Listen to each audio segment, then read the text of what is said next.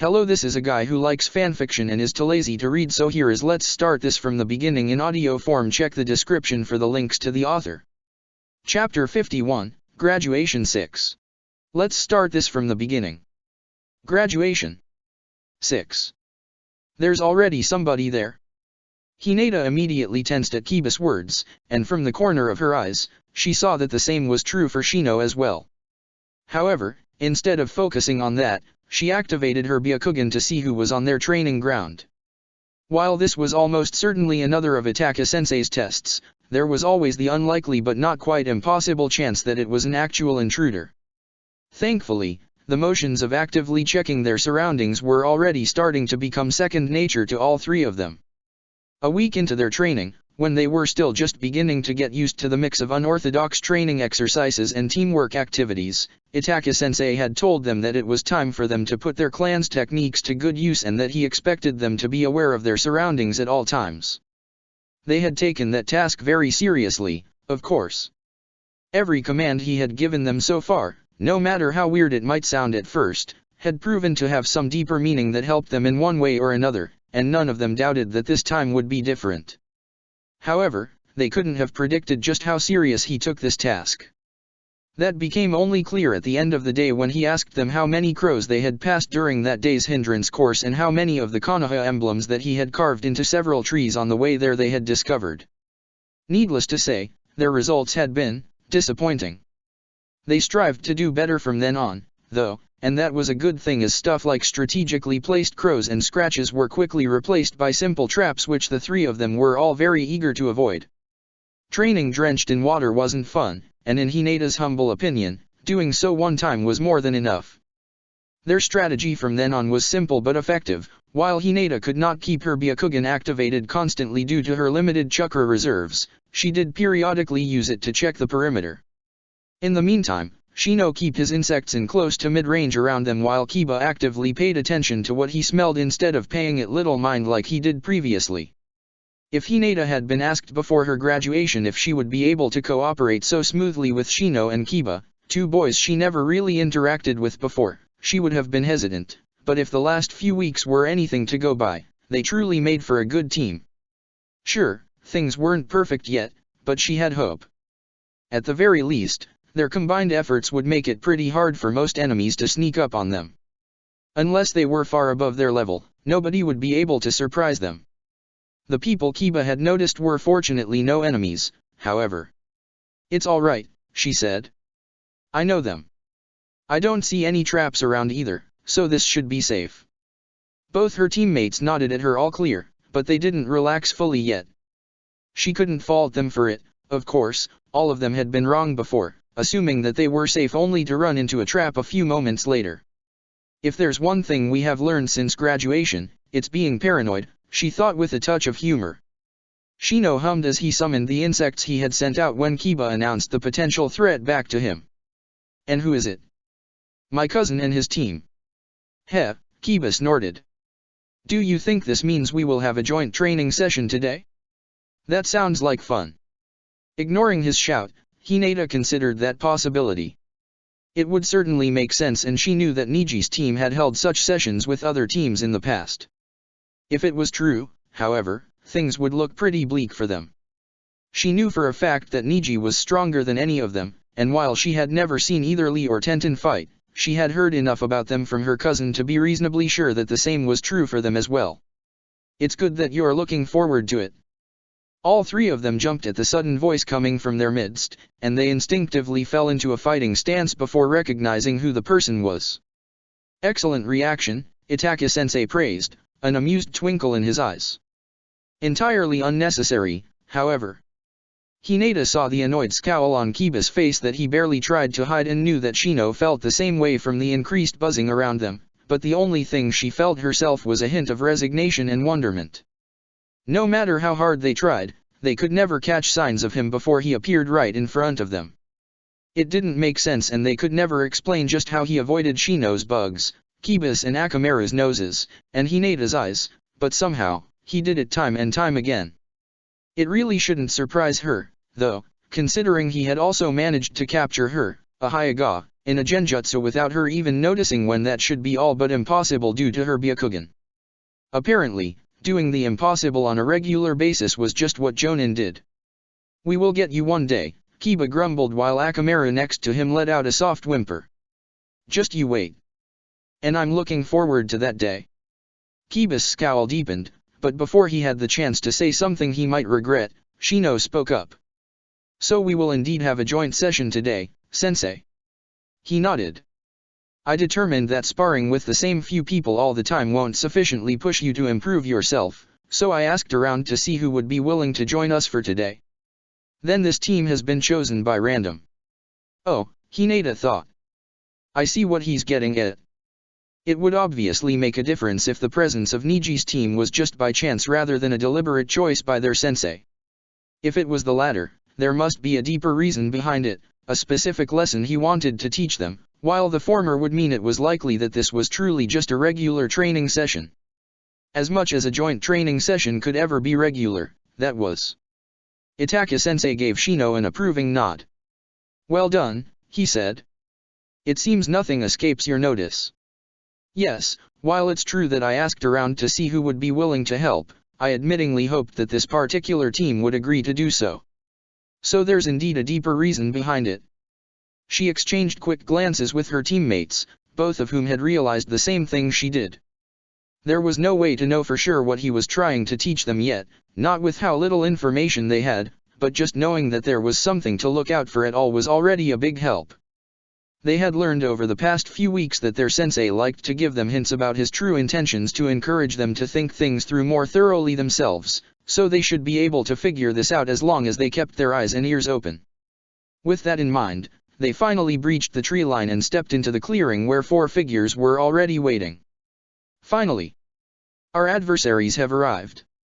Kiba grimaced at the loud and far too enthusiastic voice. He wasn't a morning person by any means, but this early in the morning was just no time to be so happy. At least the rest of them isn't like that as well, he thought with a quick glance at the unknown students, Hinata's cousin being easily identified by his Byakugan. "I don't think I would be able to stand it if..." Yosh. So many new faces. This will be an enlightening session for sure. It seems I spoke too soon. Kiba had barely managed to get a glimpse of him before the boy "Wait, is he that man's son or clone or something? And why does he wear such a stupid costume?" appeared in front of him with a ridiculous bright smile. Then, the green abomination bowed in a straight 90-degree angle. "It's a pleasure to meet you. My name is Rock Lee and I dash." Fortunately for his sanity and before Kiba could do something that might get him into trouble with Itaka-sensei, the girl wearing a pink, sleeveless blouse stepped forward, grabbed the boy by his neck, and pulled him back, immediately becoming Kiba's favorite of the group. "Why do you always need to do that? Just introduce yourself normally like everyone else." "But dash. No buts. You will just scare them away." What a bunch of idiots, Kiba thought in a strange mix of annoyance and amusement. Really, and that are the people Sensei wants us to train with? Somehow, he had expected a bit, well, more than that. He wasn't stupid enough to underestimate them because there was obviously no way he would have asked this team here without reason, but really, what could there possibly be for them to learn from? There must be something, but he really couldn't think of anything. Kiba chuckled quietly to himself. At least I can show off a bit when I beat them. His thoughts were interrupted by the approaching figure of Hinata's cousin. "I apologize for that poor display," he said, his calm voice being an odd contrast to the shouting of the rest of his team. "I would like to say they're not always like this, but that would be a lie." Kiba took a step forward, his lips morphing into a cocky smile. "They really aren't taking this serious, do they? Heh, I feel almost sorry for you." He had mostly meant it as a joke, and considering the other boy seemed annoyed by his teammates' behavior as well, he thought it would be well appreciated. Unexpectedly, however, the till then neutral expression instead turned into something more stern. He opened his mouth, but before he could say something, Hinata suddenly pushed herself in between them. "Niji and I," she exclaimed, her joyful voice sounding a little off even to him. "I didn't know you were already back from your mission. You should have said something." For a moment, Kiba was sure the other boy would ignore her in favor of confronting him instead, making Kiba inwardly prepare himself for a fight with maybe a tiny bit too much enthusiasm, but the other boy ultimately only scoffed and turned away, the lines in his face immediately growing softer. It would have hardly been appropriate to come over so late at night. You know I wouldn't care about that. Your father most certainly would, though. Hinata pouted at that, but judging from her silence, she acknowledged that this was probably the truth. Anyway, Niji continued, his lips curling into a small smile. I haven't congratulated you yet for your graduation, have I? I told you there was no reason to worry. With your abilities, there was no way you would fail something simple as the Genin exams. Then, he abruptly turned back towards Kiba. Although you don't seem to have had much luck with the team you were assigned to. Kiba blinked, caught off guard by the sudden turn of events, but then he recognized the insult for what it was and his temper flared. Why you dash? It seems our pupils are already all pumped up. The flame of youth truly burns brightly in them. I can already see that you have done a good job with them so far. Kiba hadn't even seen him move, but out of nowhere, the green-clad Jonin he still didn't know the name of had appeared next to Niji and put his hand on his shoulder. An innocent gesture in and on itself, but judging from the slight discomfort on the boy's face, the grip must be rather tight. Under different circumstances, Kiba would have gloated at Niji's situation, but he had his own problems to deal with in form of the hand on his shoulder. You give me too much credit, Itaka-sensei said. They may have potential, but they also have a long way to go still. The grip on Kiba's shoulder was feather-light, but he knew better than to assume that this meant his sensei wasn't mad. The grip might be light, but Kiba had become more than familiar enough with the deliberately calm voice to know that he would regret it if he took one more step out of line. I will be the judge of that, I think. Why don't you guys take a few minutes for some light warm-up before we switch over to sparring? Wouldn't want to give your team a disadvantage, after all. I agree. Before Kiba even knew it, he and his teammates were led away by Itaka-sensei. However, even that didn't stop him from throwing a glare over his shoulders and catching the pale eyes that were so similar and yet so different from Hinata's. Hopefully I will get to fight him, he thought. I will show you just how unlucky Hinata was in getting me as a teammate. Somehow, he suspected the other boy was thinking the exact same thing. There is no way this will end well. Shino generally tried not to be too pessimistic, but it was hard to see things turning out alright with how tense things already were. They had been in front of the other team for less than 5 minutes and already one of them, Hinata's cousin, of all people, had started a fight with them. While he wasn't as short-tempered as Kiba, who was still throwing glares at the Hyuga every chance he got, it would be a lie to say Shino wasn't feeling offended as well. Although the other boy's comment had clearly been primarily directed at Kiba, the implication that he too was a poor teammate and that Hinata would be better off with someone else, offended him. Hinata, he said while carefully making sure that his mouth was hidden behind his collar to avoid having his lips red. Not that this would stop a Byakugan user, but there was no use in worrying about something he couldn't change anyway. What can you tell us about your cousin's team? All he knew about him was that he had been a year ahead of them at the academy and that he had graduated as Rookie of the Year. While helpful, that wasn't much information to go by should he need to fight him later. The girl turned her head towards him from where she was warming up to his left after a quick glance at the aforementioned team, checking whether they were being watched just like Shino had done a few moments earlier, before answering in a hushed voice. Niji Nii is a prodigy, maybe even the greatest one our clan has seen in generations. I only ever beat him in spars when he holds back. He has become a genin last year and his team goes on lots of missions outside the village as well, so he has much more experience than any of us. Don't use the same trick twice when fighting him, he's good at picking up even the smallest mistakes and will use them against you if you give him the chance. I met his teammates only a handful of times, so I don't know too much about them. What I do know, however, is that Lee is unable to use either ninjutsu or genjutsu and thus focuses solely on taijutsu in fights. It's not much of a disadvantage, mind you. It allowed him to focus solely on his taijutsu, which made him extremely proficient in it. Even Niji Nii speaks respectfully of his skills and he's not someone easily impressed. Tenten, too, is mostly a close combat fighter. She's a weapon specialist, and from what I heard, there's no weapon she can't handle at least to some degree. That means she's the only one on her team that can also attack you from afar, so be ready to dodge or deflect her projectiles. She stores them in scrolls, so it won't be just a few kunai and shuriken but dozens or even hundreds of them at the same time. Be ready for that. It was certainly useful to have a teammate with information about their opponents.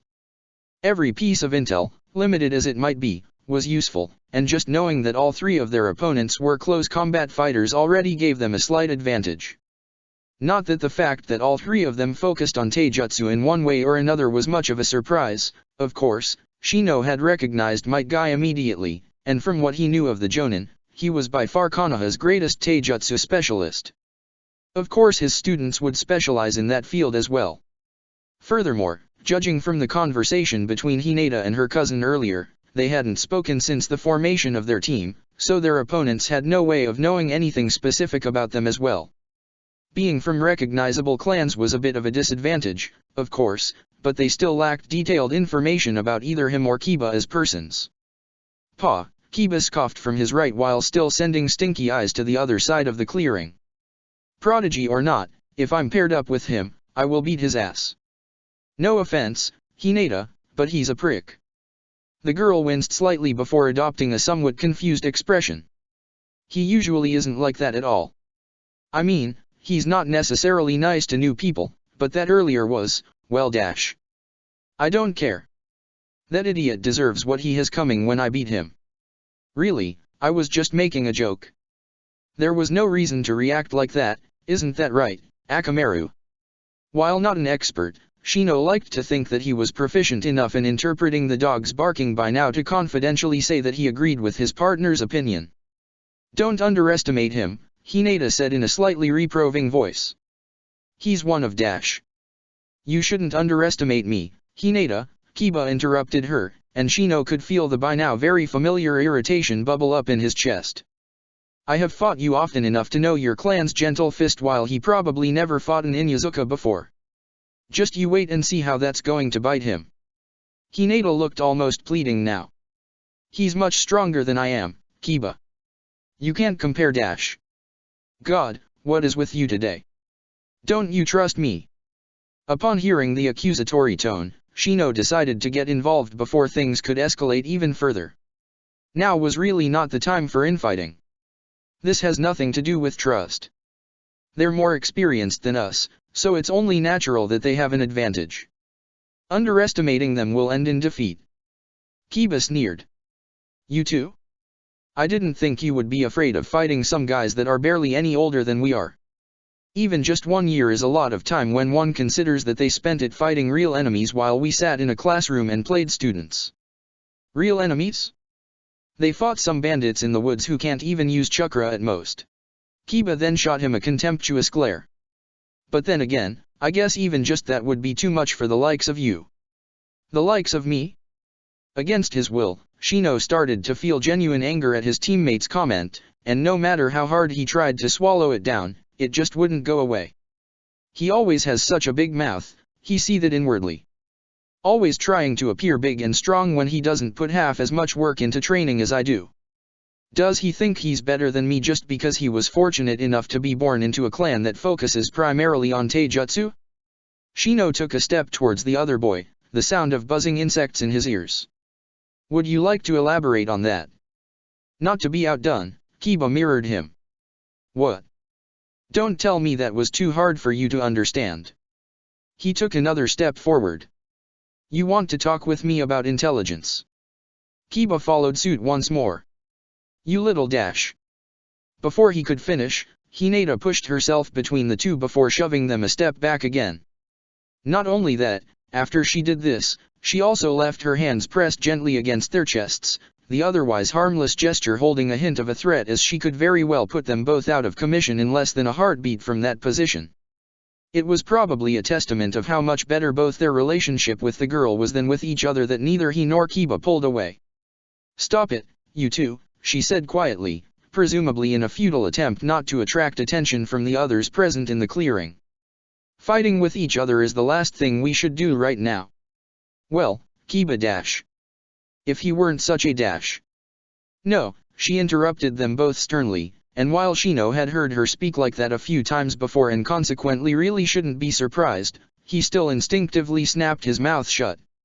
Remember what Sensei taught us? We are a team. A unit.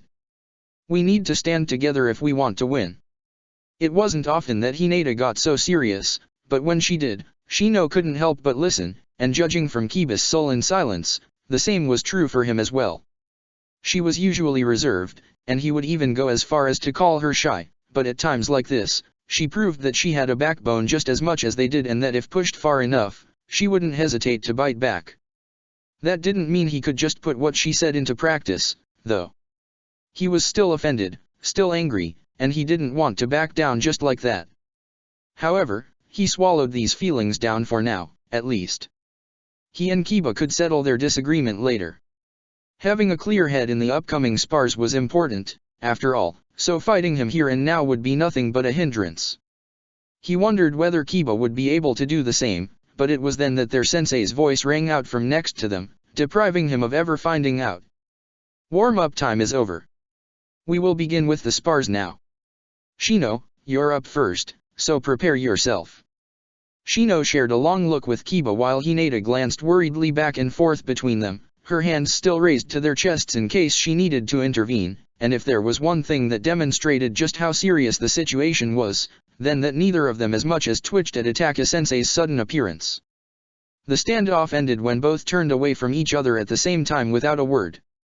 Hinata's relief was almost palpable and so was Kiba's annoyance, but Shino ignored them both as he silently followed Ataka-sensei, who had surprisingly yet to comment on the situation, back to the other team.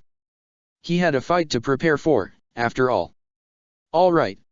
Gai-sensei exclaimed with a far too cheerful smile for Shino's current mood when they came to a stop in front of him and his team. I hope you guys have prepared yourself, for we're not going to take it easy on you. Who of you will go first? Shino took a step forward and kept his gaze focused on the Jonin, ignoring the speculative glances thrown at him by the three genin in front of him. I will. In that case. Tenten, Kman. You're up. The girl in question nodded and stepped forward, accompanied by encouraging shouts from Rock Lee and some quiet words from Hinata's cousin that Shino couldn't hear, while the rest of the crowd began to move away to make space for the fight to come. Good luck, she said, a sincere smile on her lips. He nodded. Likewise. Shino had no intention of losing, of course, especially not after his own teammate had betitled him mere moments earlier, but as she seemed like the most normal one of her team, being polite was the least he could do.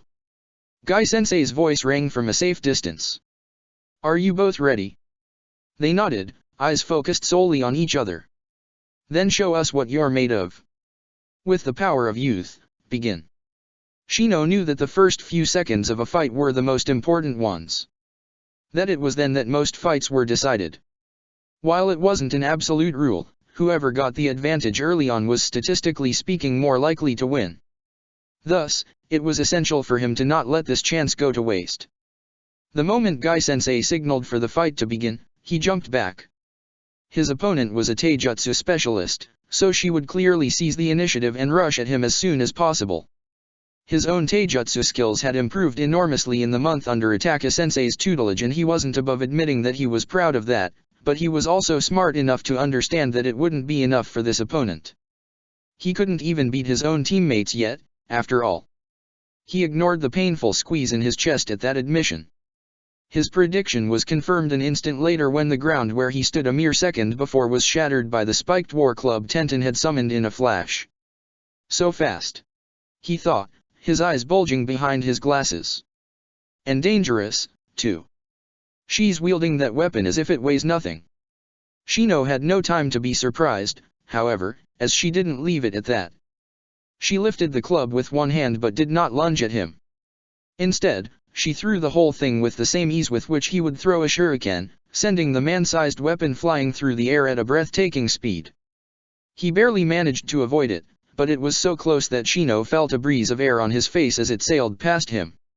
Unfortunately, this dodge briefly interrupted his retreat, giving his opponent plenty of time to cross the distance between them.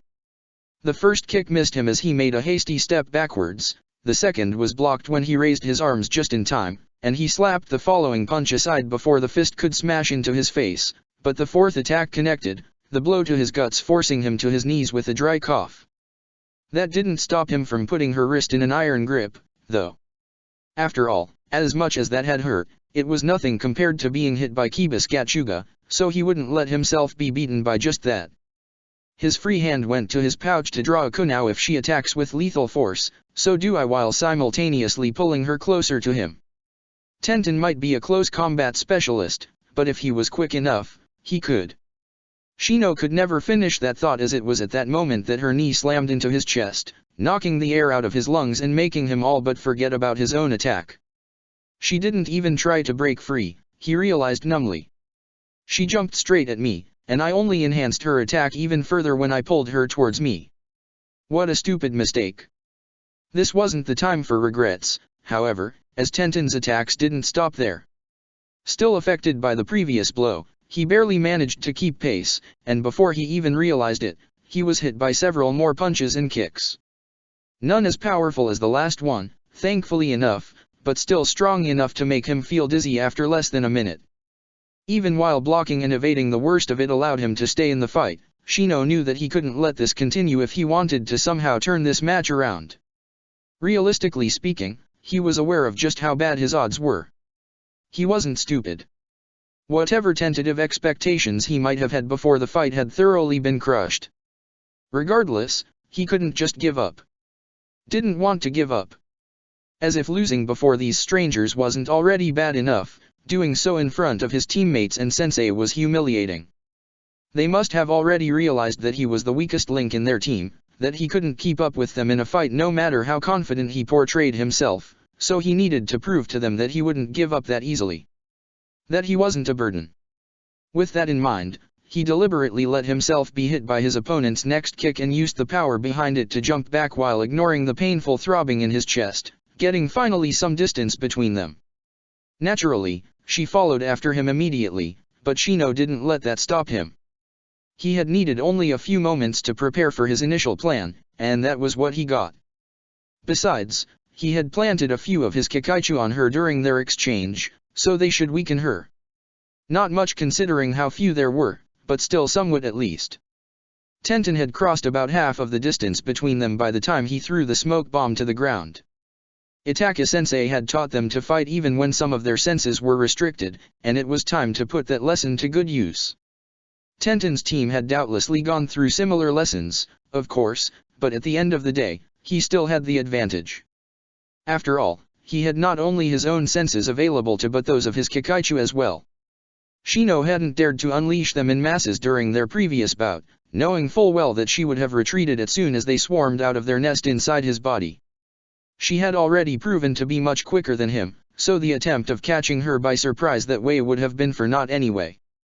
That small number of them he had slipped her earlier might not be enough to do any meaningful harm, but it allowed him to mark her, meaning he, and much more importantly, his Kikaichu would be able to find her everywhere, even in the thickest smoke. With that in mind, he let his colony fly free. Now was his chance to start a counter-attack. Even if Tenten heard the buzzing sound of them flying towards her, she wouldn't be able to effectively defend herself against them when she couldn't even see them. Moreover, the intense sound of thousands of them flying all around her coming from every direction would be enough to drown out the sound of smaller groups that would try sneaking up on her. Or at least that was what Shino had thought. He quickly realized how wrong he had been when the smoke that had engulfed their battlefield was suddenly blown away, and a second later, he saw Tenten standing about a dozen meters in front of him with a Kusarigama whirling around her. The resulting wind was the reason for the dissipating of the smoke, while the weapon itself kept most of his Kikaichu away. A few made it through, but it weren't nearly as many as he would have liked. Then, she let the weapon suddenly fall to the ground and pulled out 2 scrolls. There was barely enough time for Shino to widen his eyes before an innumerable number of kunao with attached explosion tags flew in every direction. A moment later, much of the clearing was engulfed in an explosion.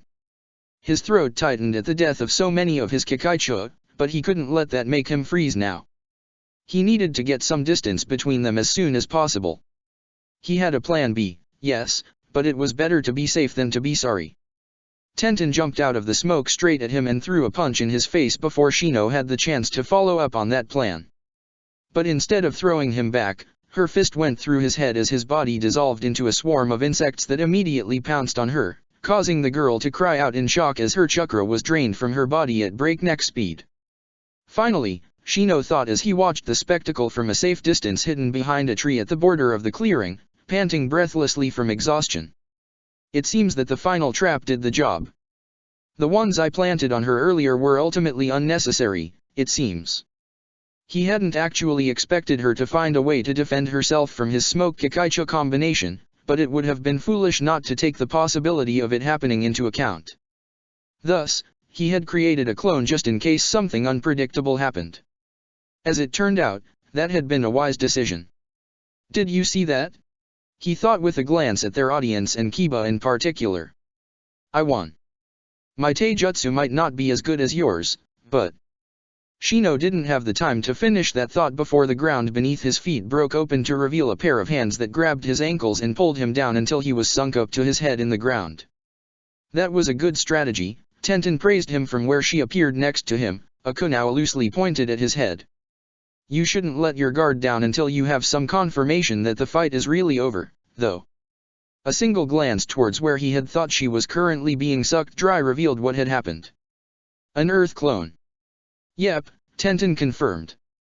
I might be a taijutsu specialist who prefers a more straightforward fighting style, you know, but if the situation demands it, I won't hesitate to use ninjutsu as well if that's what it takes to win.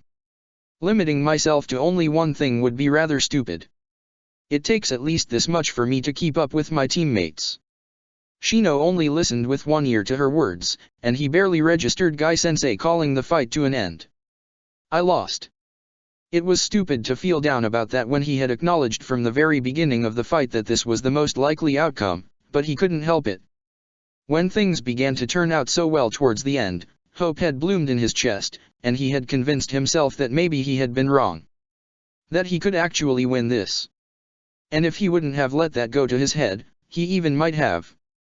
At the very least, he would have noticed her ploy and prolonged the fight a little bit longer. If nothing else, that would have given him the opportunity to show off his abilities some more even if he ultimately still lost. Instead, he had been beaten in every sense of the word. Shino knew that he had gotten a lot stronger during the last month. He had never improved as quickly as he did under Ataka-sensei's tutelage.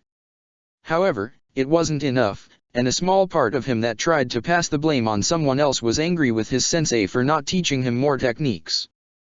He understood the need to polish their taijutsu and teamwork skills, he really did, but maybe if he had some ninjutsu that weren't related to his clan's techniques.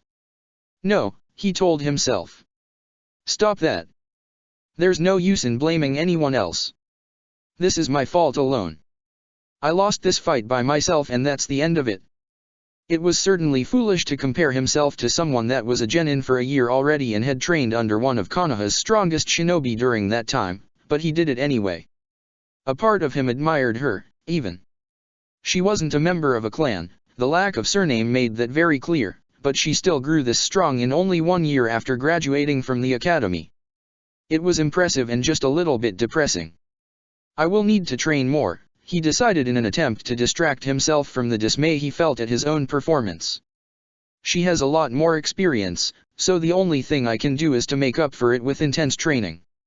As long as I try hard enough, I should be able to catch up with her and other more experienced enemies in a reasonable amount of time.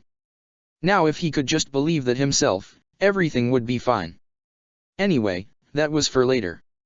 First, he would need to face the rest of his team and hope they weren't too disappointed in him. Let's hope their fight will go better than the mine. Chapter 52, Graduation 7. Let's start this from the beginning. Graduation 7. Hinata, you're up next. She nodded at Ataka-sensei but didn't immediately move towards the fighting field. Instead, she focused on the gloomily-looking form of Shino that was slowly moving in her and Kiba's direction, unsure about what she was supposed to do. Were she in his position, which was something that might very well happen yet, she would probably prefer to be left alone instead of listening to well-meaning but ultimately useless words of comfort. That being said, just ignoring him and not acknowledging what had happened didn't seem right either. There really isn't a right answer to this, is there? Personally, Hinata didn't think he had anything to be ashamed of. His opponent had held every advantage over him and yet he had put up a good fight. She was sure that his strategy would have worked against most of their classmates had one of them been his opponent instead, and Hinata herself would only have been able to defend against it because her Byakugan would have allowed her to look through the smoke and predict his attack. Judging from the depressing aura that surrounded him, Shino clearly thought differently about the matter, and she doubted he would appreciate any efforts to convince him otherwise right now, so it was probably better to not even try. At least not yet. Shino, she said once he was within talking distance, trying to make her voice sound not too concerned lest she accidentally hurt his pride even more. Are you hurt? I'm sure Sensei could dash. I'm fine, he interrupted her, and if there was anything that proved just how much that loss bothered him, it was the fact that his voice wasn't perfectly neutral as always but curt and gruff instead. I didn't receive any noteworthy injuries at all. Are you sure dash? Thank you for your concern, Hinata. Deciding to accept his rebuffs as what they were, she dropped the matter and merely nodded her acquiescence before beginning to move towards the center of the clearing to prepare for her own fight after giving Kiba one last glance that hopefully conveyed the message not to bother Shino too much. She really didn't want them to start another fight while she wasn't there to stop them. Things were tense enough as they already were even without them causing even more problems. Kiba huffed and looked away, but she took that as a good sign. Him not outright complaining or arguing usually meant he agreed and just didn't want to admit it out loud. Honestly, Hinata thought with a hint of a smile on her lips. He tries way too hard to look tough. There wouldn't be anything embarrassing about him admitting that he had been worried as well. She had seen how hard he pretended not to watch the fight only to wince whenever Shino got hit and how he twitched as if he wanted to interfere when Tenten increased the pressure on him, so his uncaring act was understandably ineffective on her. And while she wished he would be a bit more open about his feelings now that would solve quite a few problems within their team, and just admit that he cared for them as well, Hinata was already content with just knowing it to be the case. The rest could come later. Well then, Guy-sensei called from the sidelines with an oddly contemplative voice. In that case. Lee, it's your turn now. Yosh. I'm already all fired up. Rather than simply walking over, Lee first crouched down before he jumped, crossing the distance in a single leap that included several unnecessary but certainly aesthetically looking flips before landing a dozen meters in front of her with a beaming grin. Let's enjoy ourselves to the fullest, Hinata-chan. Her only reply was a somewhat shaky smile, but Lee didn't seem to care. If anything, that little gesture seemed to be enough to motivate him even more. No matter how often I meet him, he never gets less overwhelming. Hinata wasn't sure how Niji managed to not only deal but actually get along with him. While her cousin wasn't quite as reserved as she was, he was still a rather introverted person. Someone as outgoing and loud as Lee should theoretically be the last person he got along with, and yet he had nothing bad to say about him. It wasn't as if Hinata disliked him either, but the thought of being on a team with him seemed, well, exhausting. Even Kiba, while certainly energetic and brash, at least understood when she needed a break and a bit of silence. Are the two of you ready? Guy-sensei's voice pulled her out of her thoughts. Lee's reply was instantaneous. Yes, sensei. Hinata fell into her stance and activated her Byakugan before showing her own agreement with a nod. Then let the fight begin. Lee was upon her before Guy-sensei's voice had even entirely faded away, and if her body hadn't jumped away on its own, his first kick would have already knocked her out. Not letting up, Lee quickly rushed after her and followed up with a punch to her head. Hinata, sensing her chance, immediately moved to close the tenketsu in his arm only for him to pull back at the very last moment and exploit the moment where her stance was open to throw a kick to her stomach. Funnily enough, the first thing that went through her head wasn't the pain but the face of one of her teammates. Did you see that, Shino? She thought. Less than 5 seconds into the fight and I already got hit. You really don't have anything to be embarrassed about. Hinata somehow managed to stay on her feet even as she slid backwards, but it was a close thing, and it took all the self-control she had to keep her arms in a ready stance instead of cradling her throbbing stomach. It was this that allowed her to defend herself when Lee rushed towards her again, however, so it was definitely worth it. She took a step backwards to avoid his first roundhouse kick and then another one to dodge the following one to her chest before she was forced to actually defend herself when he threw a punch to her face. She moved once again to close the tenketsu in his arm, and once again he redrew his limb at the last possible moment to follow up with another kick to her stomach, but she was prepared this time and immediately lashed out with her other arm to target the tenketsu in his leg instead, deliberately moving in a way that would keep one arm between their bodies in case he was able to dodge and she needed to block another one of his attacks. And that was exactly what happened. Just as Lee had done before with his arm, he pulled his leg back before she could actually touch it. Then he jumped into the air, spun around his own axis, and followed up with another kick. She was prepared for that as well, though. Hinata didn't bother targeting the leg itself this time and neither did she try to dodge it. Instead, she made to move forwards while doing her best to ignore the pain that shot through her veins when his kick connected with her shoulder. Having expected the blow, she managed to hold her ground and push onwards to close the distance between them, bringing herself into a perfect position to throw an attack of her own. From this distance, hitting Lee with the 8 trigrams 16 palms maneuver was well within her abilities. However, for just about a split second, she hesitated. Hinata knew that she could perform the technique. She had gone through the motions of it countless times, sometimes on her own and sometimes with either her father, Niji, or her uncle to supervise her. By now, the maneuver was as easy as breathing. That being said, she never actually used it against anyone other than the aforementioned 3 people, and the difference between them and her current opponent was that they would definitively be able to counter her if she messed up. They could see if she used too much chakra, could notice if her aim was just the slightest bit off, and could consequently avoid receiving internal injuries due to her messing up. If push came to shove, they could even emit chakra from their own tenketsu before she hit them to block her attack. Lee, on the other hand, couldn't. It had been one thing when targeting his arms of legs. Even if she messed up there, nothing too bad would happen. Nothing that couldn't be healed in a single visit to the hospital.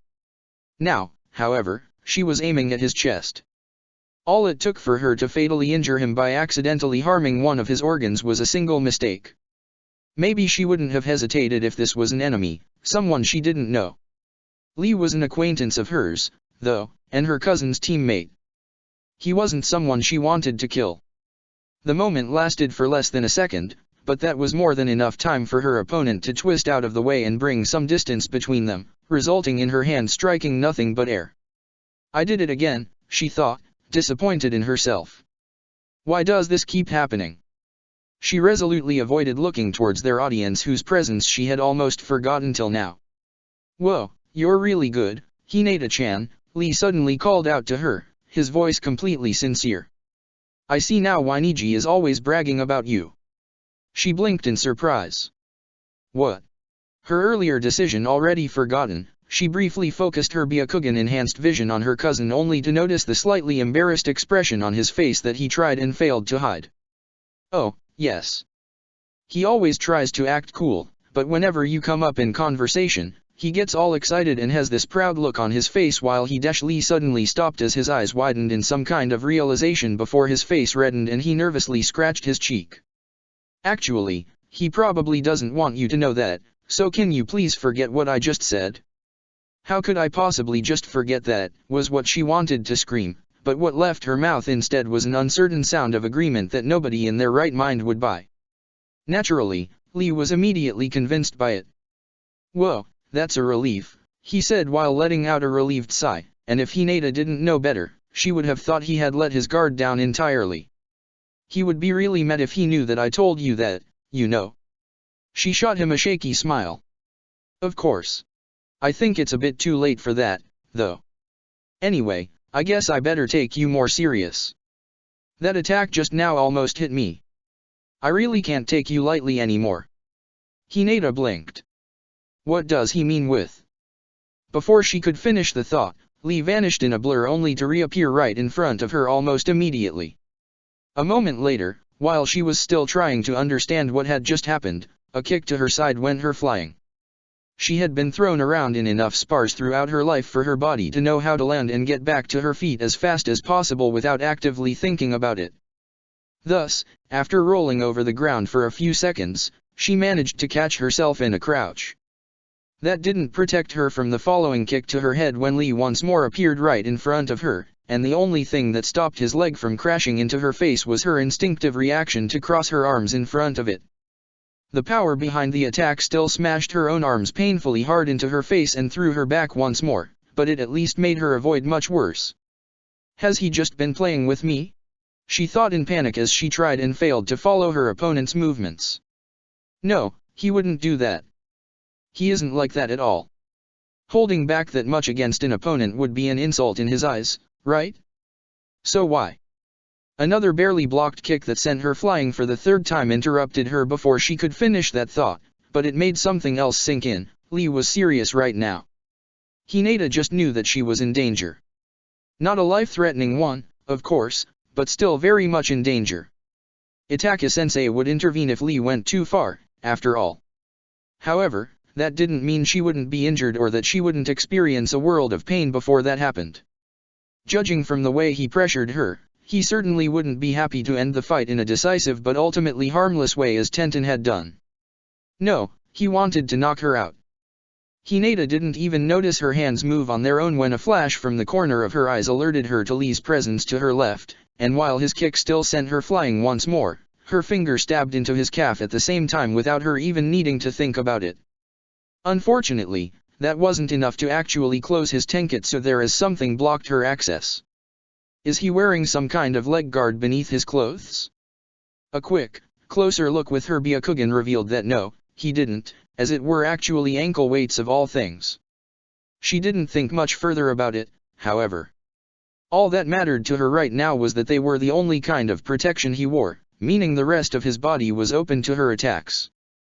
Although she had been kicked around several times, Hinata's vision felt strangely clear. Her body should have hurt and been weighed down by injuries, but instead, she felt almost weightless. Somehow, everything just made sense. It was an odd feeling, but she wasn't in any position to question it at the moment. The next time Lee closed in on her, she actually managed to dodge first his kick and then the following punch before throwing a palm strike of her own towards his chest. Hinata didn't notice it herself, but this time, there was no hesitation in her movements whatsoever. He dodged, of course, but she didn't let that dishearten her. Without pausing her movement in the slightest, she shifted her weight further forward before throwing her right leg out backwards in a mule kick. After all, just because she couldn't actually follow Lee's movements didn't mean she couldn't predict them, and while she had no guarantee that he would truly reappear behind her, it just felt right. Her hunch was confirmed a moment later when an unrelenting grip caught her ankle, stopping her kick but not her attack as she immediately emitted spikes of chakra from the tenketsu in her leg where Lee's hand had caught her before he could follow up with another attack himself. It wasn't the same as if she had deliberately hit one of his tenketsu with a direct attack, but it would still feel similar to being hit by some weak electronic charge, not exactly painful but enough to let her go and briefly distract him. The moment she was free, Hinata immediately drew her leg back towards her body and used the resulting momentum to start spinning around her own axis while emitting chakra from all her tenketsu at the same time. Hakusho Kaiten. 8 trigrams, palm rotation. Technically, she hadn't mastered this technique yet.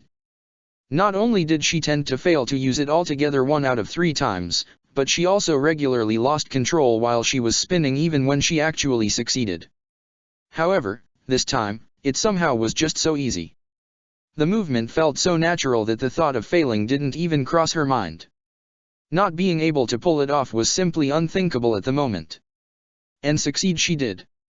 Thanks to her Byakugan, she had seen that Lee managed to collect himself in time to avoid the worst of her attack, but he had still lost his footing, been thrown back. Just a little bit more, she thought as she stopped rotating and prepared herself to move after him while he was still dazed. Just one more attack, that's all I need. If I can hit him just once, One moment, she was tensing her muscles in preparation for the leap that would cross the distance between them, and a moment later, she was in the air and only vaguely aware that she had been propelled upwards by a kick to her chin. There was no pain, nothing that indicated that she had been hit, and she certainly hadn't seen the attack coming. The entire situation felt unreal, and it was almost as if she was watching it happen from an outside perspective instead of experiencing it herself, something she was technically able to do thanks to her Byakugan but certainly wasn't doing right now. Instead, she was focusing on the figure that had appeared in the air behind her. Hinata should probably feel worried or even scared, but she wasn't. In fact, she felt much calmer than she had ever been in her life.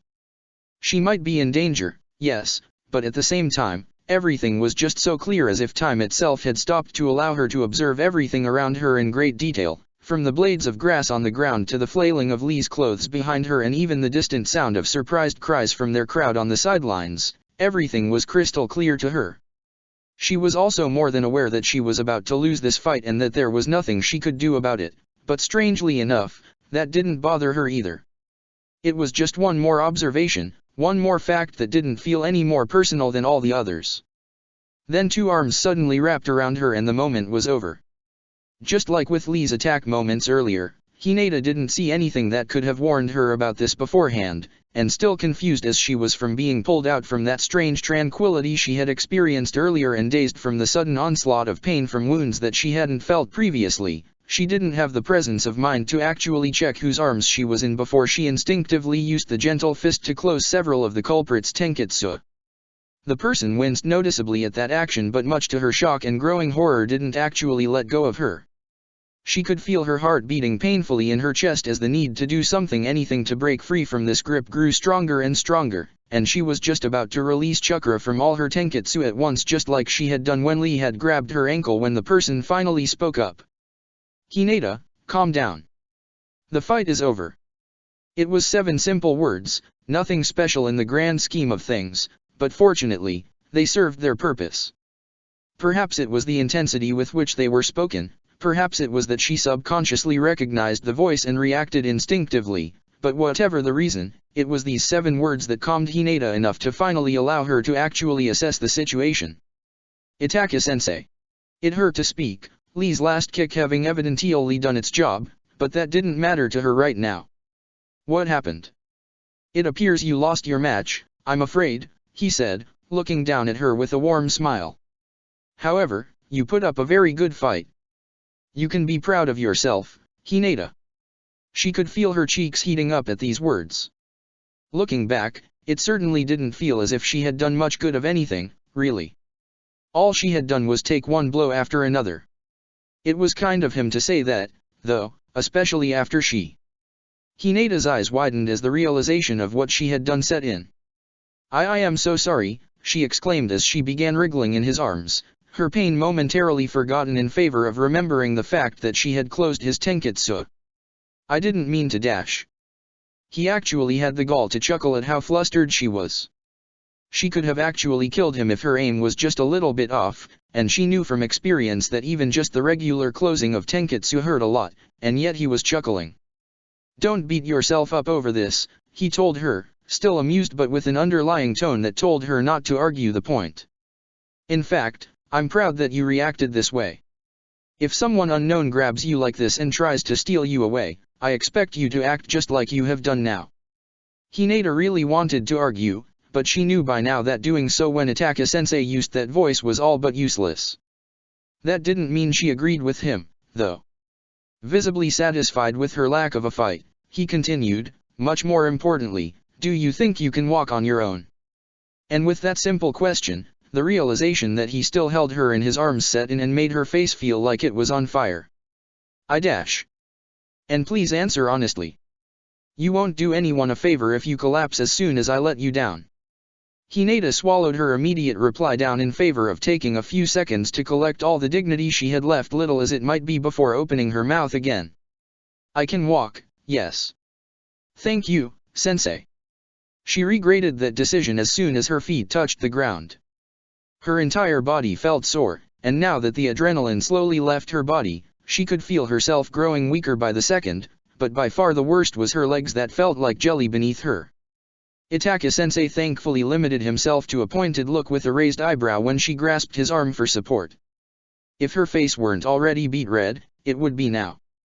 And just like that, they began to slowly walk towards where the rest of the group was already waiting, her teammates and Niji shooting her concerned looks and appearing as if they were just barely restraining themselves from rushing over, while Lee stood with bowed head before Gai-sensei and Tenten, who spoke to him in hushed voices that were too silent for her to hear. Somehow, the entire scene felt oddly peaceful. Although she had lost, Hinata didn't feel too bad about it. Really. While she knew that Itaka-sensei had exaggerated when he said she had done great, she had tried her best and given all she got. Before the fight, She wouldn't have thought that this would be enough for her, but now, she knew better. She might not be happy with the outcome, but she was satisfied. Now if I only could believe that myself. Hinata, are you alright?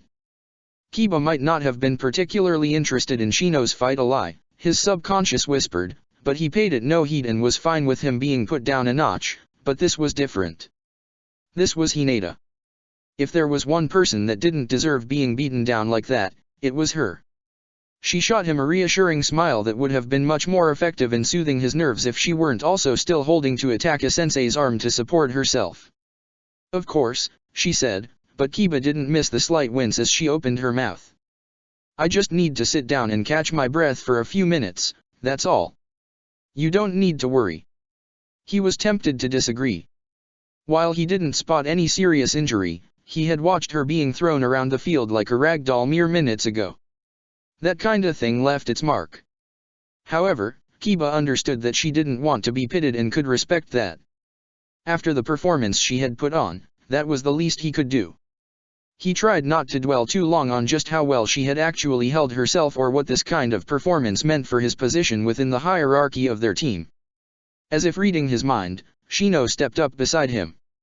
Congratulations on your performance, Hinata. You were most impressive. Kiba suppressed a growl at his teammate's sudden proximity.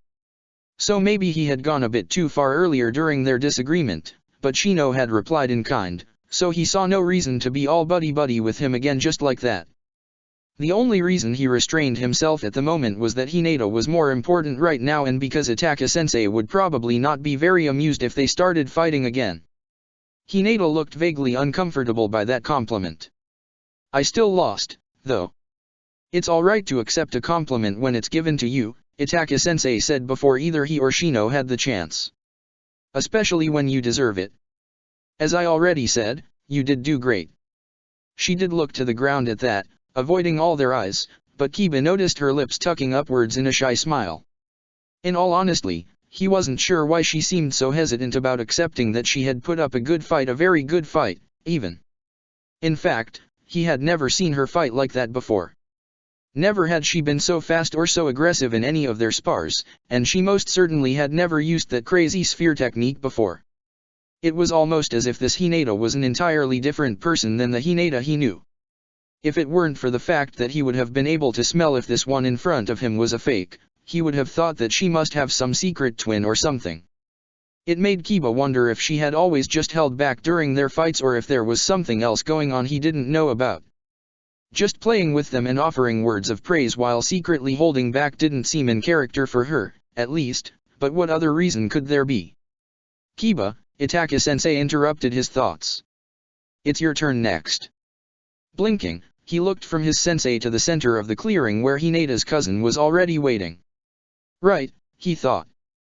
I still need to beat that asshole up, don't I?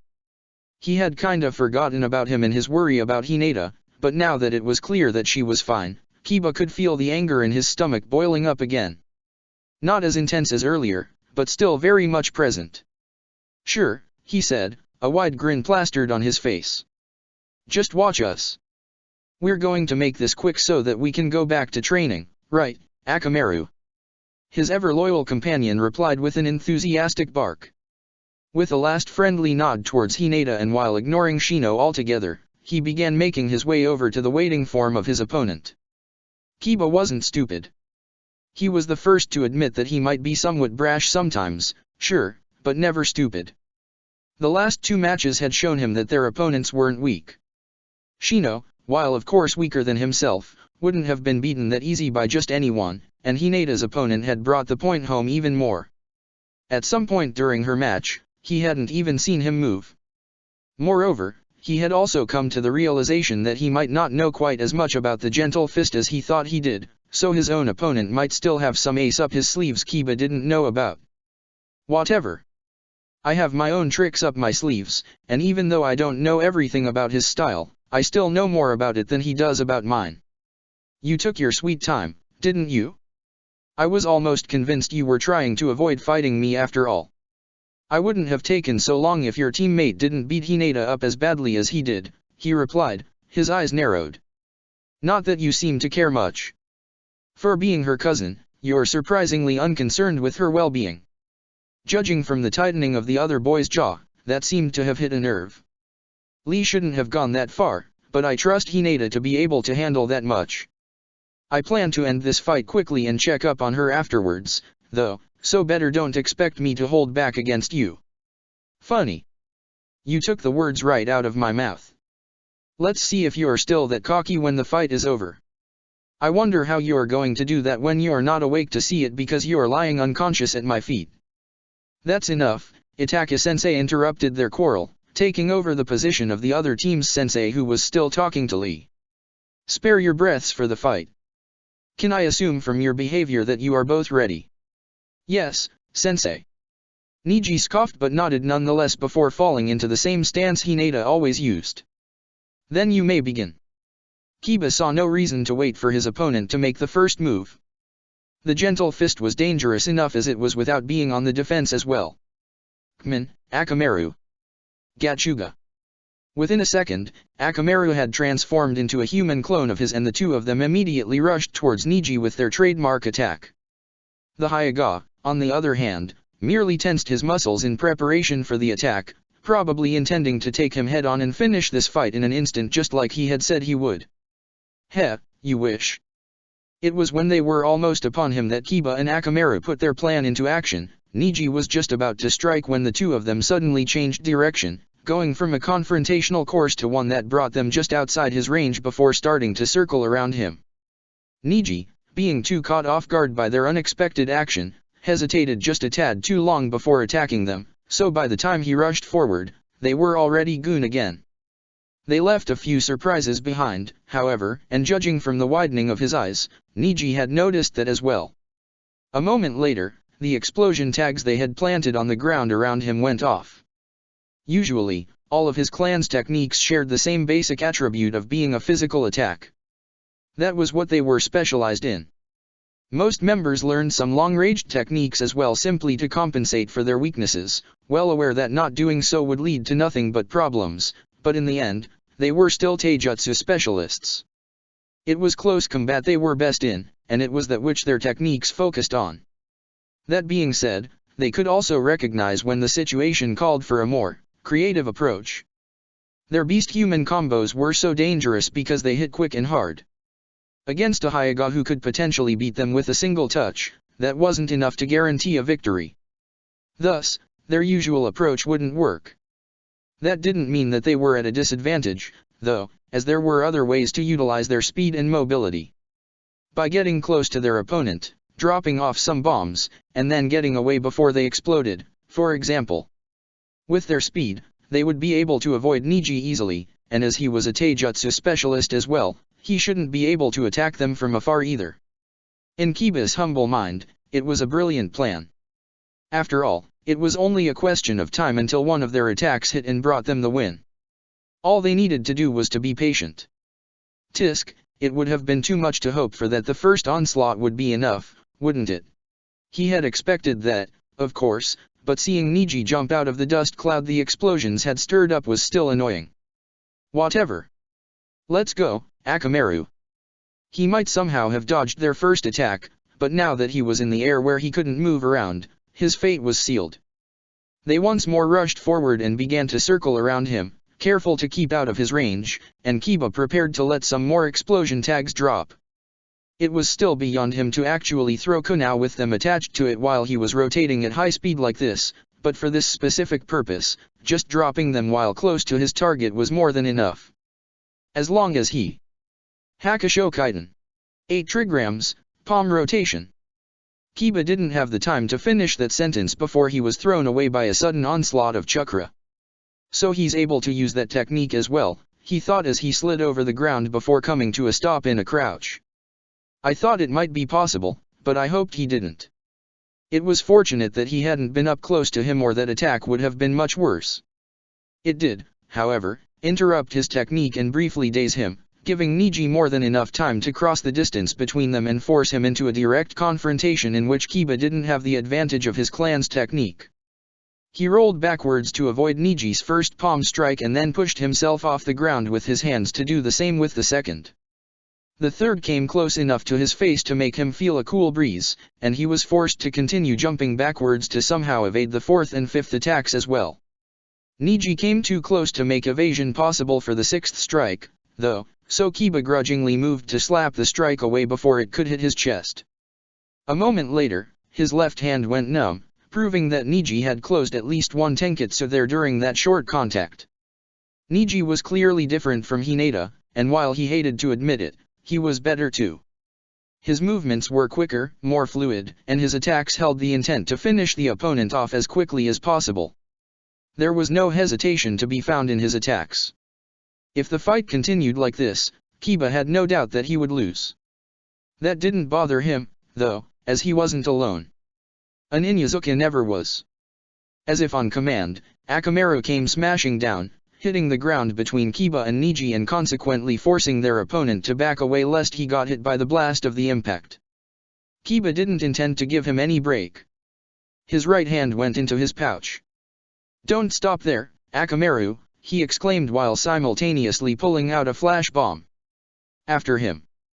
The Byakugan could see perfectly fine even in absolute darkness, but blinding light was more than just a little bit effective. Their special sight would still allow them to see everything outside the range of the flash bomb clearly, meaning surprise attacks were only partially possible, but that wasn't what Kiba was aiming for anyway. After all, as he had learned from Hinata, the stimuli triggered by the light could be enough to force a Hyuga to deactivate their Kekkei Genkai, so if used correctly from up close, it was a very useful weapon. If Niji didn't close his eyes quickly enough to avoid the flash, he would be effectively blind for a short duration of time during which Kiba could strike. He and Akamaru, why is he slower than earlier? Has that bastard somehow hit him when he broke us off? Rushed forward once more with their eyes closed, trusting their noses to lead them. The ground around their squinting opponent was covered in paper bombs within moments, and with their job done, they immediately turned around to gain some distance. Sure, they could have used this opportunity to physically attack him, but why risk a possible counter-attack if doing it this way was also an option? It was better to be safe than sorry. "Did you see that?" he thought with a sideways glance towards his team. "That's how you win a fight." No one could claim he was the weak link in their team now. The paper bombs behind him went off. However, that wasn't enough to drown out their opponent's voice coming from the same direction. "Hakukuhakisho. 8 trigrams vacuum wall palm."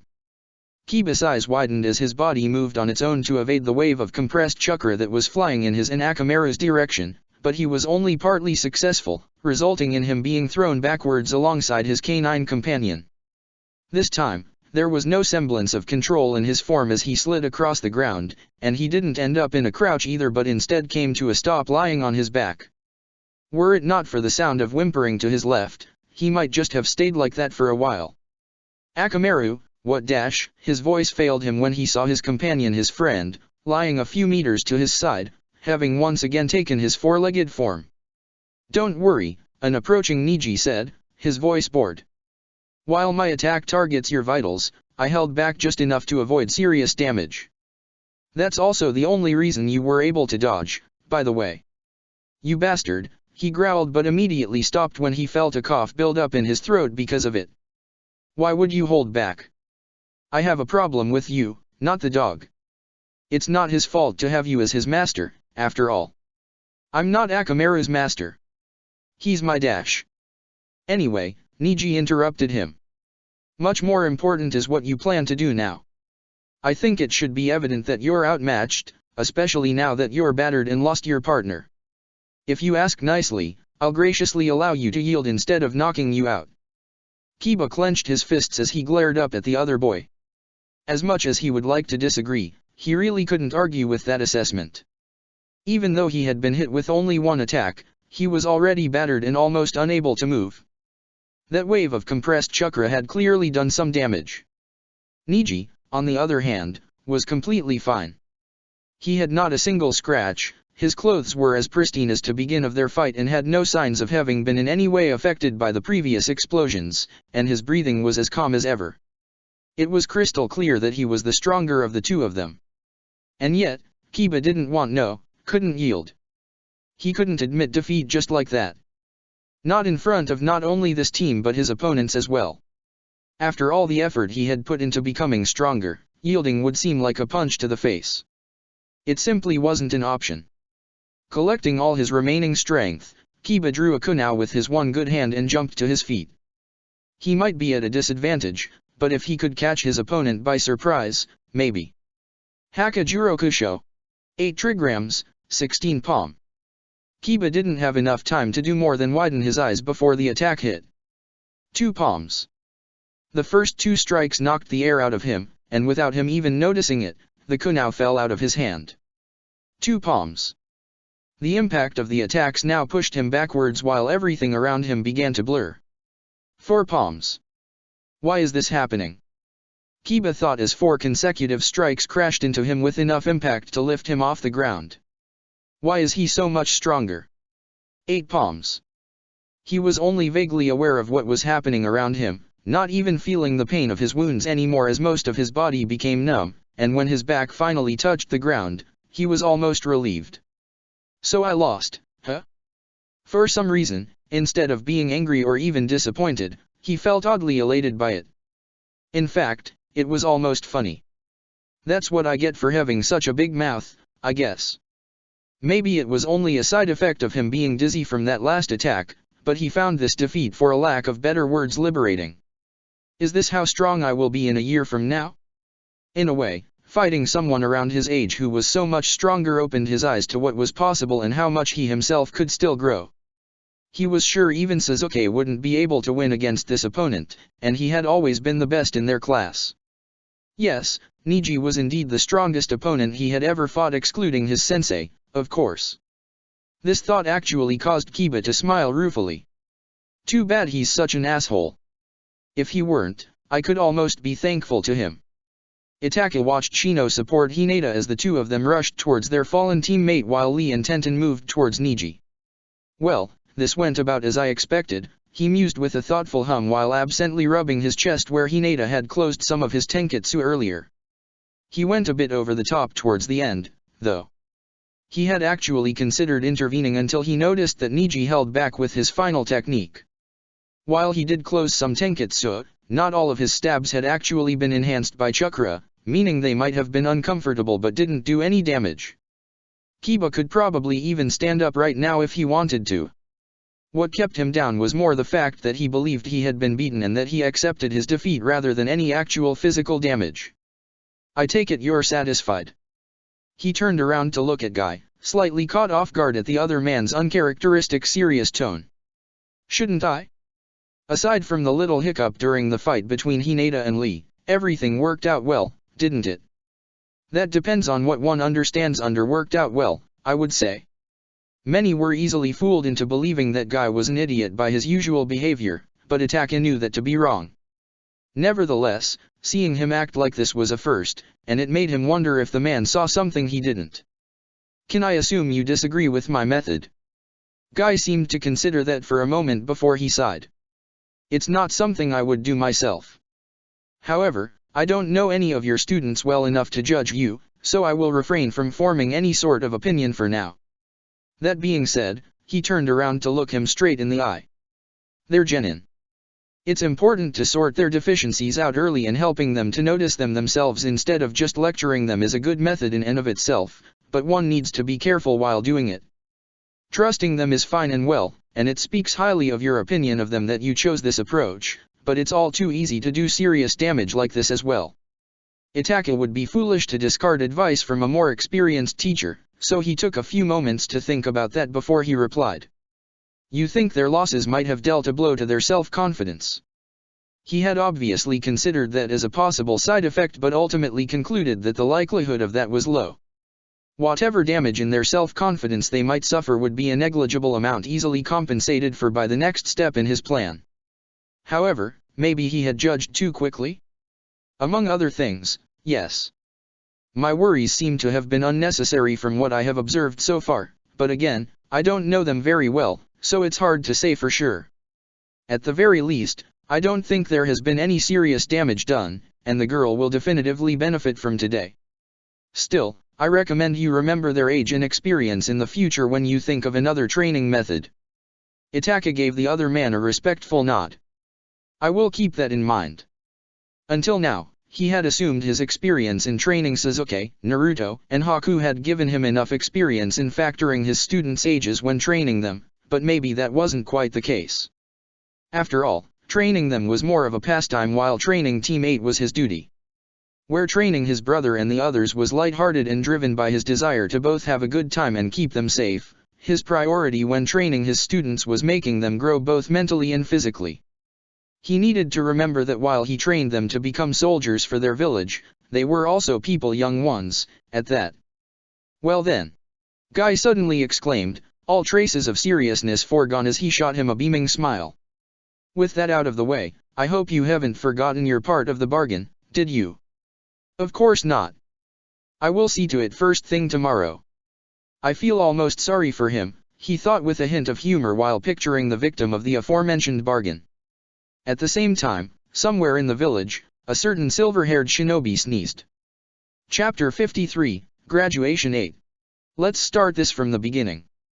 Graduation 8. Sensei. It spoke volumes about Shino's state of mind that he didn't even bother to try and hide his surprise, and while his glasses prevented him from knowing for sure, Itachi was sure he was looking at him with wide eyes. I hope you don't mind me ambushing you like this, but I hoped to talk with you and thought you would prefer to do this in private rather than in front of everyone. Although it was technically still far too early to end the day, Itachi had sent his students home after the spars had finished and all three of them but Hinata and Kiba in particular had recovered enough. They might have been fine physically, yes, but the joint session had been as emotionally straining as intended, so there was no harm in sending them home early. Especially because he had planned to talk with all three of them afterwards anyway. Just as he was speaking with Shino right now, two of his should approach his other two students just about now as well. And what would this be about? This might take a while, Itachi said instead of actually answering the question before pointing towards a free patch of grass to their right. Why don't we sit down for it? Shino looked at him with barely hidden suspicion, probably already guessing at least parts of what he wanted to talk with him about, but there was a hint of curiosity as well which Itachi counted as a good sign. The place he had chosen for this conversation was the Senju Park, a wooden area within Konoha that was created shortly after the end of the First Great Ninja War in honor of the exceptionally high number of Senju casualties. It was located right between the training ground their earlier session had taken place and the Aburame compound, meaning Shino would surely walk through it during his way back home, and as the park was always peaceful due to its function as a memorial, it was exactly the kind of place a member of a clan that was as deeply connected to nature as the Aburame would find relaxing. It was the perfect location for the kind of conversation Itachi wanted to have, really. Am I right to assume that you want to talk about today's joint session, Sensei? That's certainly part of it, yes. He gave the boy an inviting gesture with his arm as he sat down with his knees folded beneath his body. Why don't we start with you telling me what you think about it? It was a very educational and instructive experience. Being able to observe genin with more experience than us will be helpful in accurately judging our own growth in the future. A very nice analysis, Itachi thought with a hint of humor. But also very nondescript and unhelpful. What Shino had said was true, yes, but Itachi was sure it didn't reflect what he truly thought. Instead, it was what he thought was the correct answer, the one he thought Itachi wanted to hear. That is true, he agreed easily, not letting any of his thoughts show on his face or in his voice. And what do you think about how you three fared today? Shino clearly tried to keep a calm appearance, but Itachi saw the twitch of his finger and the way he kept sitting still in a too deliberate way as to be real that gave his true feelings away. Hinata put on an unexpectedly aggressive performance, Shino finally said after a few seconds of silence, his voice slow and pensive. I don't think I have ever seen her move like that before. If she can replicate that attitude in the future and manages to improve upon it, she will surely be able to grow quickly in power. If it weren't for the incredible speed of her opponent, it might even have been enough to win her fight. Kiba made good use of his clan's technique. I'm actually impressed he took your lesson to heart, Sensei, and used his head instead of simply rushing at his opponent head-on. His strategy was sound, and I think any less experienced opponent would have had serious problems with his attacks.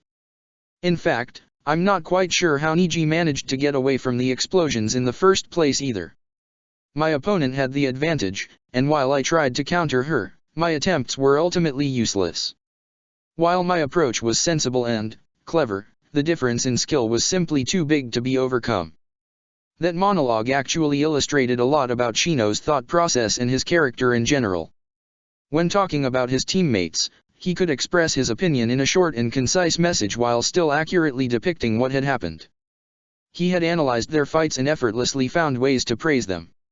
In Kiba's case in particular, he even ignored whatever misgivings he had with the other boy to give positive feedback instead of putting his performance down like many others would have done.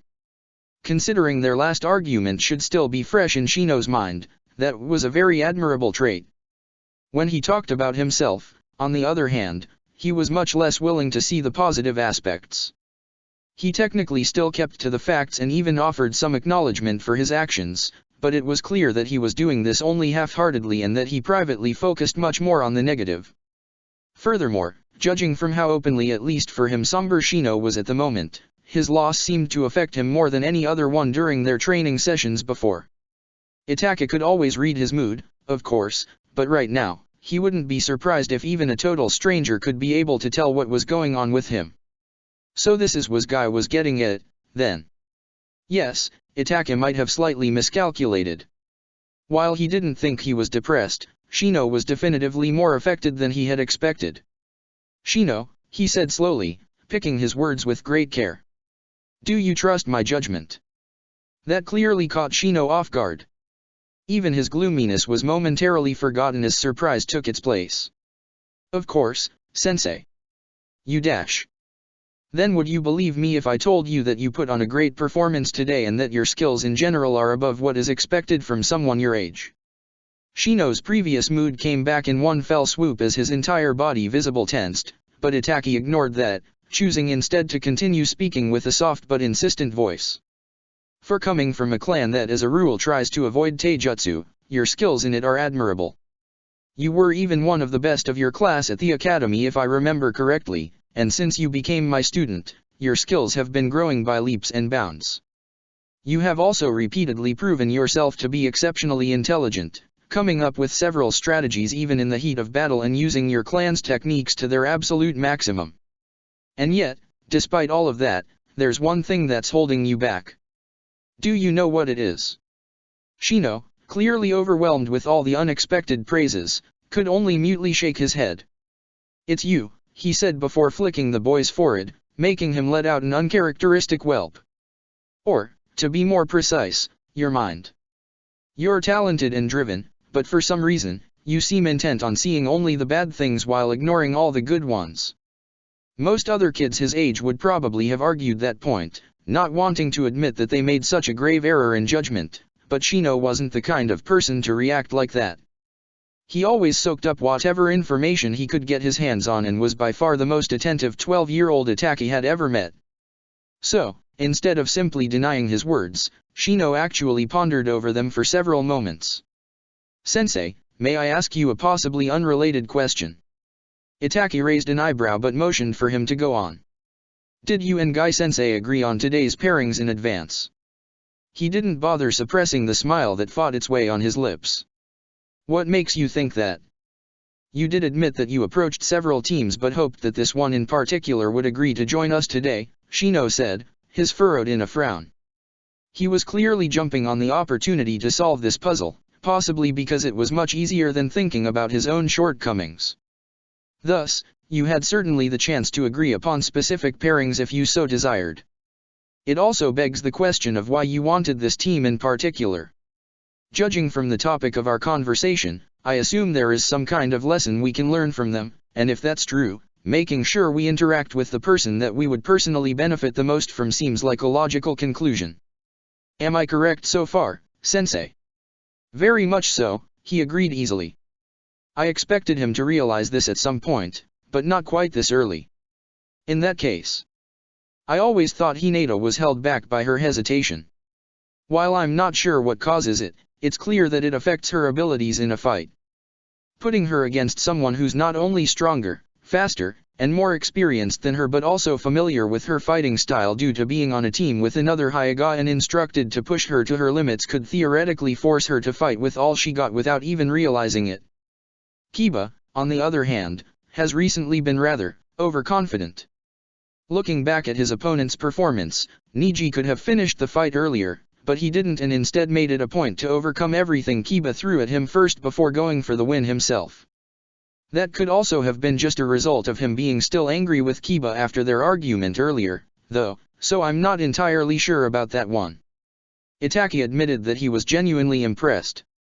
While there were a few details he had missed, Shino had indeed correctly analyzed the situation and put the various puzzle pieces together. Very well done, he praised the boy. You just proved my point about you being highly intelligent. This trait will bring you far in your career. However, have you also realized what your opponent was meant to teach you? Judging from Shino's closed-off expression, the answer to that was no. Let me give you a hint, Itachi said. I assume Hinata already told you that, but her cousin is a prodigy. One of the greatest their clan has produced in a long time. Rock Lee, on the other hand, has been a protege of Might Guy since before he graduated from the academy and has a work ethic that I personally would describe as unhealthy due to how extreme it is. Tenten is different from both her teammates. She is a civilian with no shinobi background nor the advantage of getting the patronage of a jonin at a young age. She also isn't a prodigy either. And despite all of that, she's where she's today, keeping pace with the rest of her team. He shot the boy before him a small smile. What do you make of that? Shino stayed silent for several minutes, but Itachi didn't rush him. If anything, he thought it was a good thing that he thought about it so intensely. Finally, Shino opened his mouth. She and I are somewhat similar, he said slowly, sounding just a tad uncertain. Where she is the normal one in her team, I'm the only one in mine who doesn't have the background of an on-taijutsu specialized clan. Moreover, she's also different from her teammates in that she adds ninjutsu to her fighting style instead of relying on taijutsu only, similarly to how I use my clan's techniques, which aren't close combat orientated. And what do you deduce from that?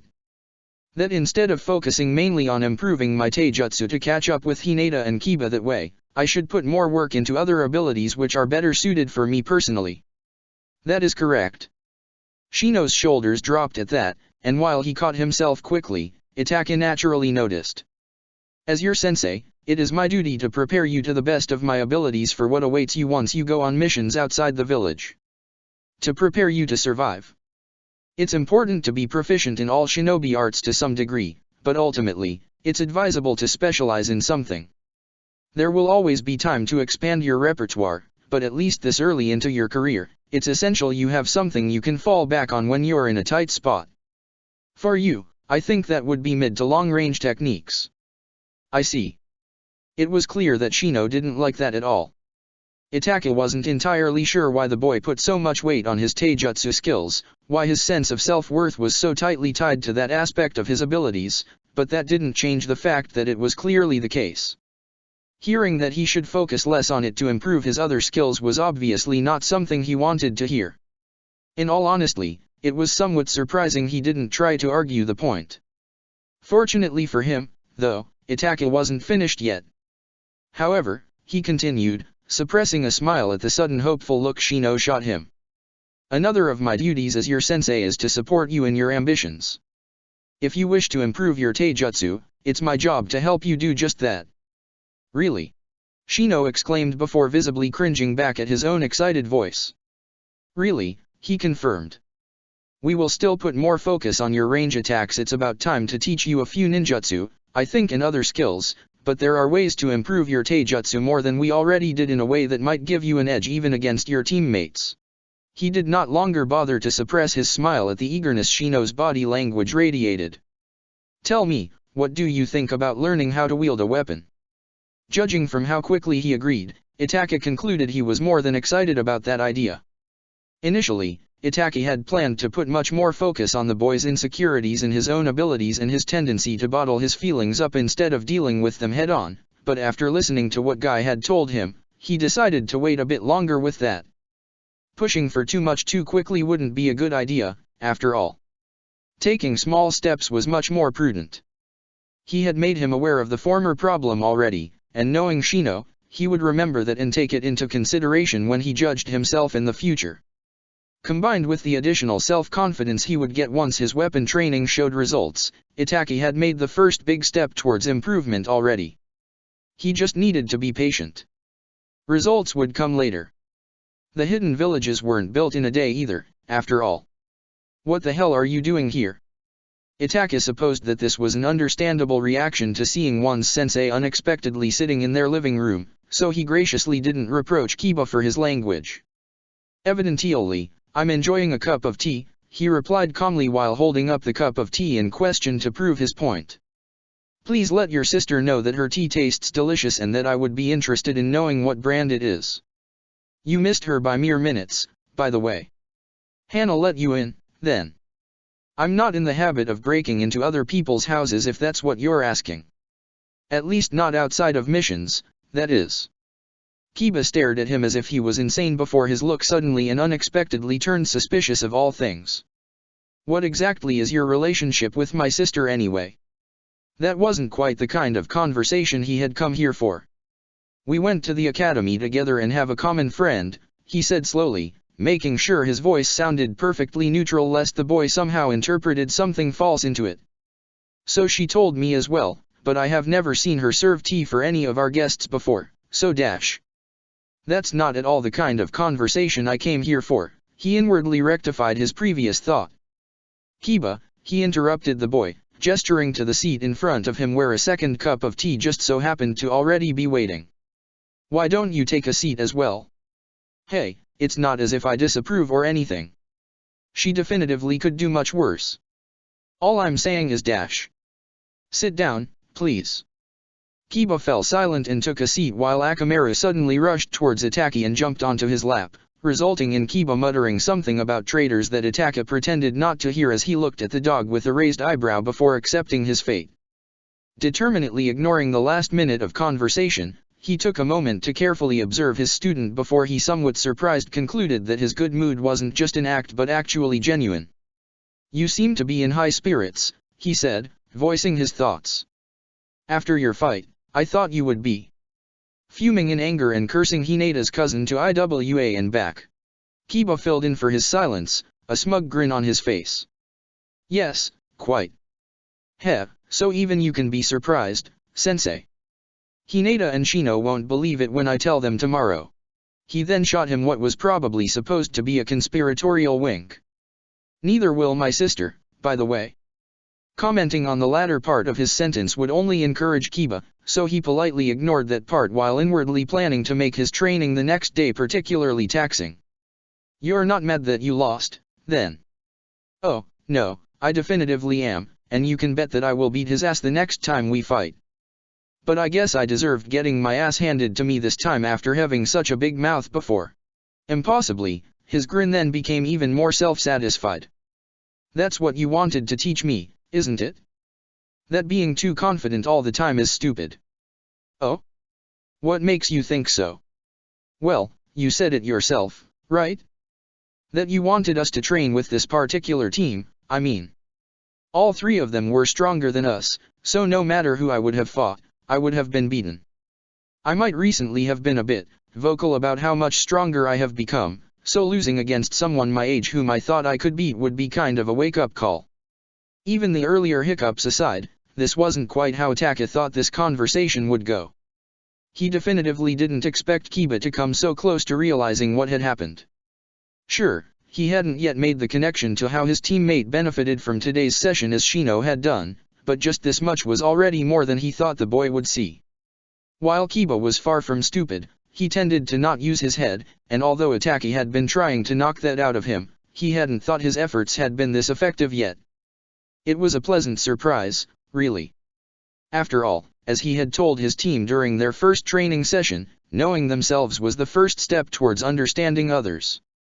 Kiba making this step now was very promising for his future. So, sensei, am I right or am I right? You're on the right track, yes, he confirmed with a quiet chuckle. There are some things you have missed, but the things you have said have all been correct. You can discuss this with your teammates tomorrow to see if one of them realized something you didn't and vice versa. Rather than being put off by having missed something, Kiba seemed to focus on the part where he could potentially explain something to his teammates they had missed, an anticipatory expression on his face.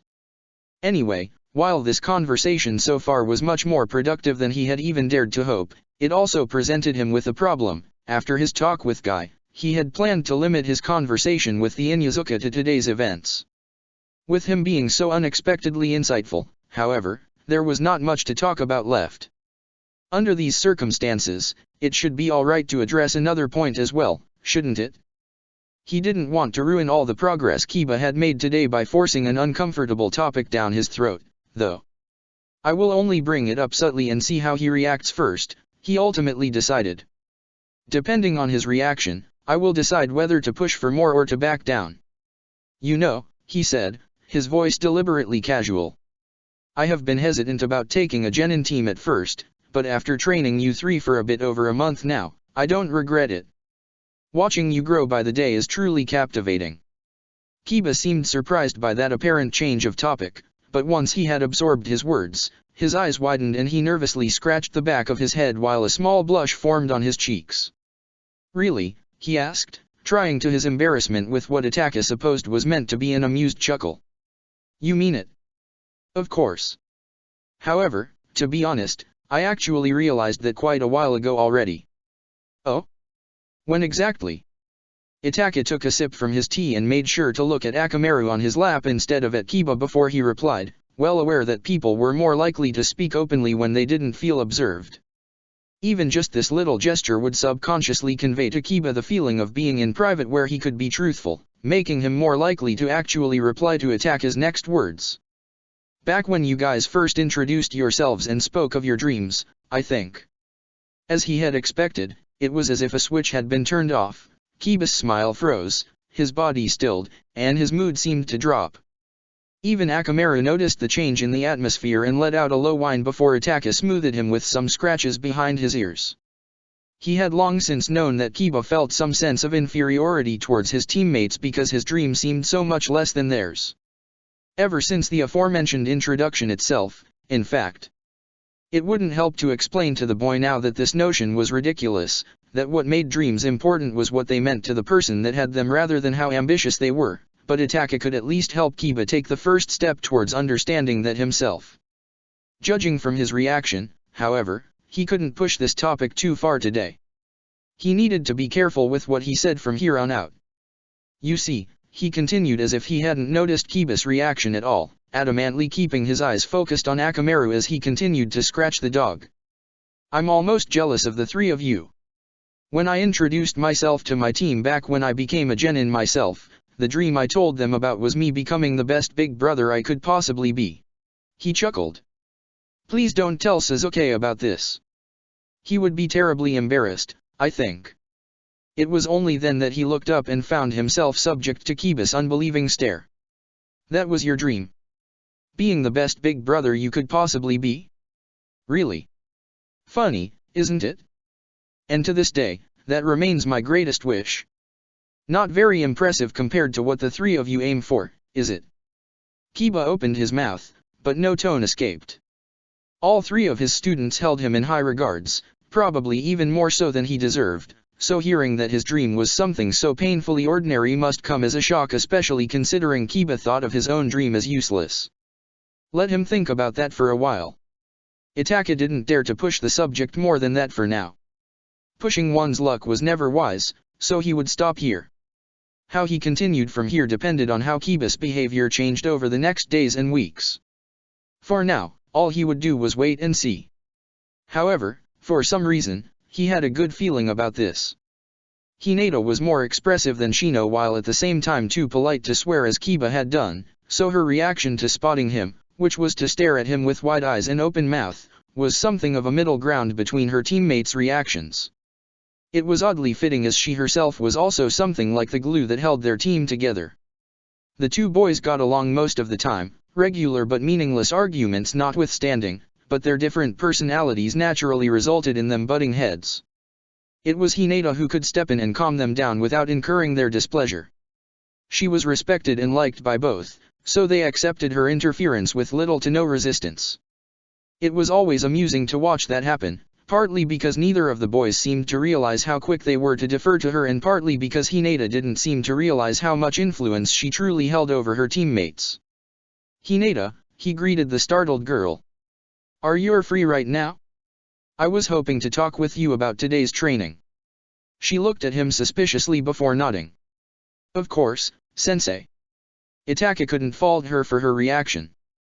Not only was it he who had given her team the rest of the day off, so he obviously knew that she was free, but genin as a rule didn't decline their instructors when they asked to talk to them unless they had a really good reason.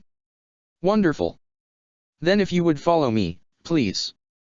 He turned around to take the lead and Hinata quickly followed to catch up before falling into step next to him.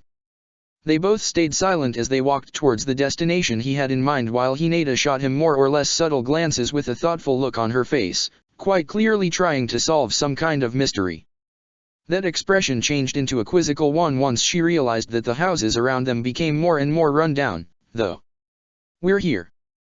That is. Her reaction was understandable. While he wouldn't call her spoiled, Hinata was still the heiress to the Hyuga clan. This in front of them was undoubtedly the most unremarkable establishment she had ever set foot in. Well, what are you waiting for? With no other choice than to follow him, she quickly walked in after him. Her surprise didn't stop there, however, and in fact increased even more when she saw just how warmly the owner greeted him. Ah, Itaka, the elderly woman exclaimed as she rushed forth from behind the counter, walking with the energy of a 30-year-old as if she weren't already in her 70s. I haven't seen you here in a while. I almost thought you had forgotten about little old me. Forgive me, Akako-san.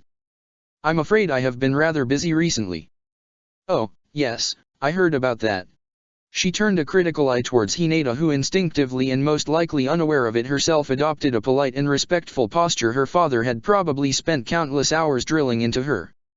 Never would have thought to see the day you take a team of your own, you know. Akihito always said you would do great as a teacher, though, and he was always better at judging people than I am. Itaka didn't know Tanaka-sensei had thought so. It was, well, nice to know that the man had believed in him. I should visit his grave again sometime soon, he thought. So, Akako continued, eyeing Hinata critically from head to foot. That's one of yours, then. She is, yes. Akako-san, this is Hinata Hyuga. Hinata, this is Akako Suzuki, the owner of this restaurant. Hinata gave her a deep bow, and while etiquette wasn't Itaka's strongest suit considering his own clan didn't put much weight on it beyond a certain point, he recognized her form as one a person usually took with speaking to someone of a higher rank. That detail naturally went over Akako's head, but it was definitively an interesting tidbit of information for him. It's nice to meet you, Suzuki-san. Well, I guess she has manners at least, Akako chuckled before evidently losing interest in her and turning back towards him. Do you take the same as usual, then? I do. And make it twice, please. Satisfied with that, Akako hurried away, and a few minutes later, Hinata and he sat at their table with steaming drinks in front of them as they waited for their food. Sensei. I suppose you wish to know how I come to know this place. She blushed a bit at that, embarrassed with being seen through as easily as that, but nodded nonetheless. It's just, well. He chuckled. But it's not the kind place you would expect the Uchiha heir to frequent, is it? Another nod. Itaka could understand why she would think like that. From what he knew, she didn't have any close friends at the academy, meaning the people she interacted most with were her clan members. This, in turn, limited her interaction to people who saw her first and foremost as their clan's heiress on one hand and with her immediate family that certainly didn't seek out establishments such as this one on the other. From her perspective, he, who was a person of similar rank to hers, should logically be in a similar position. It probably didn't help that the people she was the class test with her teammates were high-ranking members of their clans as well, being the heir and younger brother to the heiress respectively.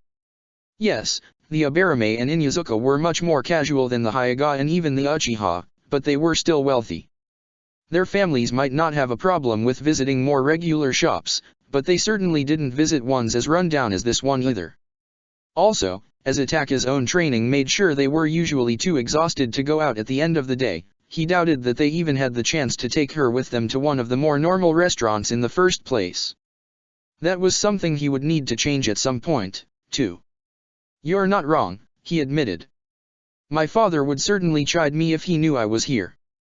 My mother would probably not say anything, but she'd definitively wrinkle her nose in displeasure. Then why dash? However, this place has a special meaning for me. My sensei used to work here, you see. Now that caught her attention. Your sensei? He retired after leading our team to graduation. Amusingly, one of my teammates' families actually owns a high-end restaurant and offered him a job there, but he declined in favor of working here of all places, wanting to stand on his own feet instead of depending on the goodwill of one of his students. But wouldn't it been better to accept that offer? He would have disagreed, he replied, remembering the time he had told the man the same thing. Sometimes, it's important to take a more difficult road instead of the easy one to learn something. To broaden your horizon. Generally, if something is too easy to gain, it might be worth it to take a moment and consider if it's really something worth striving for.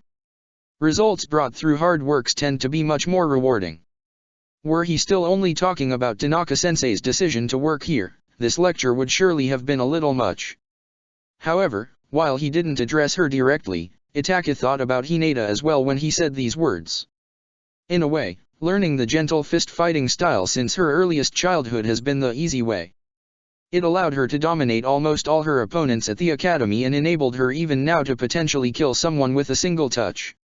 In theory, gaining proficiency in that style automatically resulted in one becoming an opponent to be reckoned with. For Hinata, that wasn't quite the case. Her strength wasn't limited by her skills but by her hesitation to actually finish her opponents off. For her, the metaphorical difficult way was overcoming that trait. And once she did that, she would find that the reason because of which she hesitated in the first place no longer existed. Does your sensei still work here? No. He unfortunately died several years ago, he said. Then, seeing her shocked expression, he quickly continued, not wanting her to get too worked up about that right now. Anyway, that's not what I wished to talk with you about. Let's instead focus on today's training session, shall we? Hinata seemed almost thankful about that change of topic. There is actually something I wanted to ask you about today as well, sensei. Itaka remembered the thoughtful look she had given him on their way to the restaurant. Oh. Did you ask Niji in advance to provoke Kiba? While he didn't let it show to the outside, he was feeling rather pleased that she had realized that. And why would I have done something like that? Rather than being disheartened by his lack of answer, it seemed to encourage to the point where she actually leaned forward when she continued. Niji never acts like he did today. Not in private and definitively not with strangers.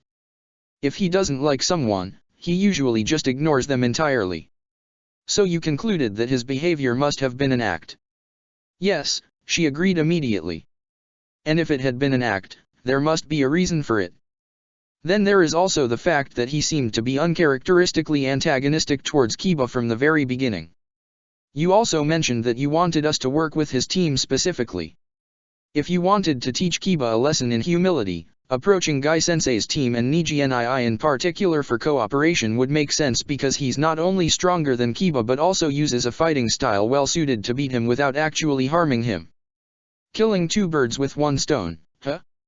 Not only had Hinata put the hints together to correctly guess his intentions, but she also brought something up he wanted to address next himself. How fortunate for me. She wasn't finished yet, however. I don't think you would have organized today's session only for Kiba, though, she said with a frown. But no matter how hard I think, I can't think of anything my and Shino's fights were supposed to teach us. Well, Shino's lesson was more subtle than the other two. He couldn't fault her for not understanding that one. Furthermore, just realizing that there were lessons to be found in her teammate's fight was already a good first step. Now, regarding her own lesson. You can discuss his lesson with Shino tomorrow, he told her. For now, let's focus on your own. Do you remember what I told you after your fight?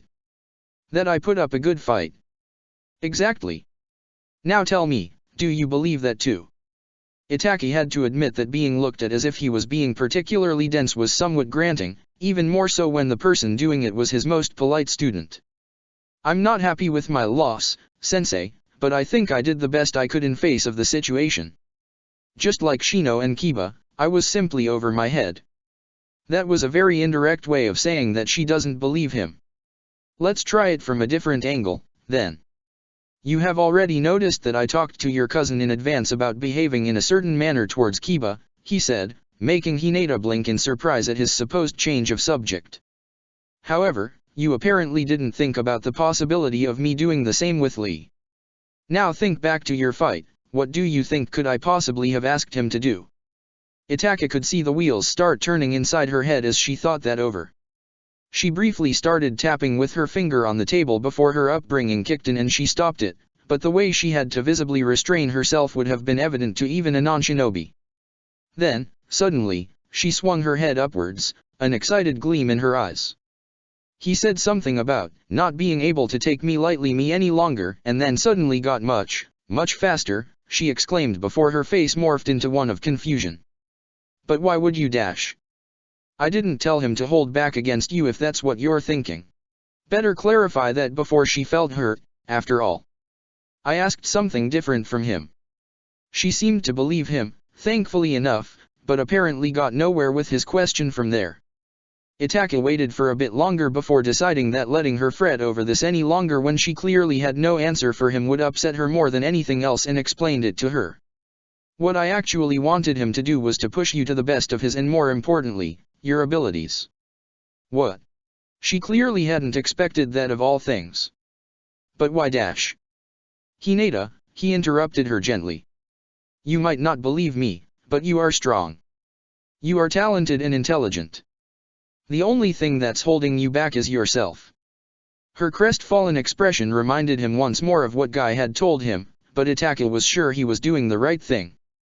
That statement by itself might be harsh, yes, but he wasn't finished yet. However, he continued with a purposely kind voice that earned him a hopeful look from her. I have absolute confidence that you can overcome that as well. Itaka's understanding of her home life was admittedly limited. He had made his background checks, of course, and there were some things he could conclude from her behavior and otherwise innocent remarks she made from time to time, but all of that could only do too much. Digging too deep wasn't an option as that could lead to accidentally offending the Hyuga clan, something he would like to avoid. Nonetheless, what he found out painted a more or less clear picture. For one thing, she had a much better relationship with her uncle and cousin than with her own father, and whenever she talked about her family, it was either about these two or her little sister. For another, the way she reacted to praise made him think that she didn't receive much of that at home. He wouldn't go as far as to say that she was praise-starved, but the way she reminded him of young Sasuke from the last timeline made him think that the ones she did get were probably mostly empty or unsatisfying. At least when they came from her father. Thus, the important thing to do right now was to encourage her himself. To show her that he believed in her. Hinata, he said emphatically. Do you actually want to be a kunoichi? Yes. Even Itaka was caught off guard by the intensity of her reply. Not only had she cried it out loud, but she had also jumped to her feet. She immediately sat back down when she noticed what she had done, but interestingly enough, she held his gaze even though she was clearly embarrassed by her reaction. I mean, yes, I do. I really want to become a kunoichi, sensei. Even if that means you have to kill one day. Hinata clenched her fists on the table, but she didn't waver. Yes, sensei. She really means it, he noted with satisfaction. Itaka hadn't thought she would actually say no, but he had needed to make absolutely sure before he proceeded. In that case, I have no doubt whatsoever that you will become a great kunoichi. Judging from the naked gratitude in her eyes, she probably realized that he was entirely sincere. The reason I asked Lee to push you to your limits is that I believed that if pushed just hard enough, up to the point where you simply had no time to think and instead were forced to rely solely on your skills and instincts, you would be able to fight without holding back. He paused to shoot her an encouraging smile. And you did. Once you let loose, you actually managed to push Lee back, and even Shino and Kiba noted that your abilities suddenly improved drastically. You see, what holds you back is your hesitation. Much rather, I think the reason for that is that you don't want to accidentally injure your opponents, isn't it? Hinata's shoulders sagged. Yes, she said, her eyes cast down. It's so easy to accidentally kill someone. If I miss my target by just a mere millimeter, I would dash. Itake raised his hand to stop her. You're not wrong. However, would you please hear me out before you continue? He waited until she nodded her consent before he continued. The gentle fist is indeed a dangerous fighting style that requires absolute mastery over one's body to use. It's also true that one small mistake might lead to your opponent's death. That being said, what I observed from you so far and in particular during your fight today is that you have this mastery. The moment you lose the ability to worry about what-ifs, you move with as much grace and skill as any Hyuga I ever worked with, and you were even able to briefly push an opponent back that had every advantage over you.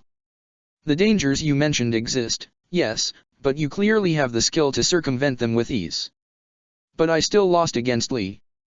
You did, he agreed with a smile that was probably a bit too self-satisfied judging from the look she gave him. Only after you pushed him to the point where he briefly forgot who he was fighting against and mistaking you for your cousin, though. That actually made her chin drop, and for once, and no words left her mouth as she stared at him in disbelief. Seeing that, Itake continued instead of waiting for her to reply. Think back to the end of your fight. Even though he had already told you he won't go lightly on you any longer, his speed suddenly improved exponentially, didn't it?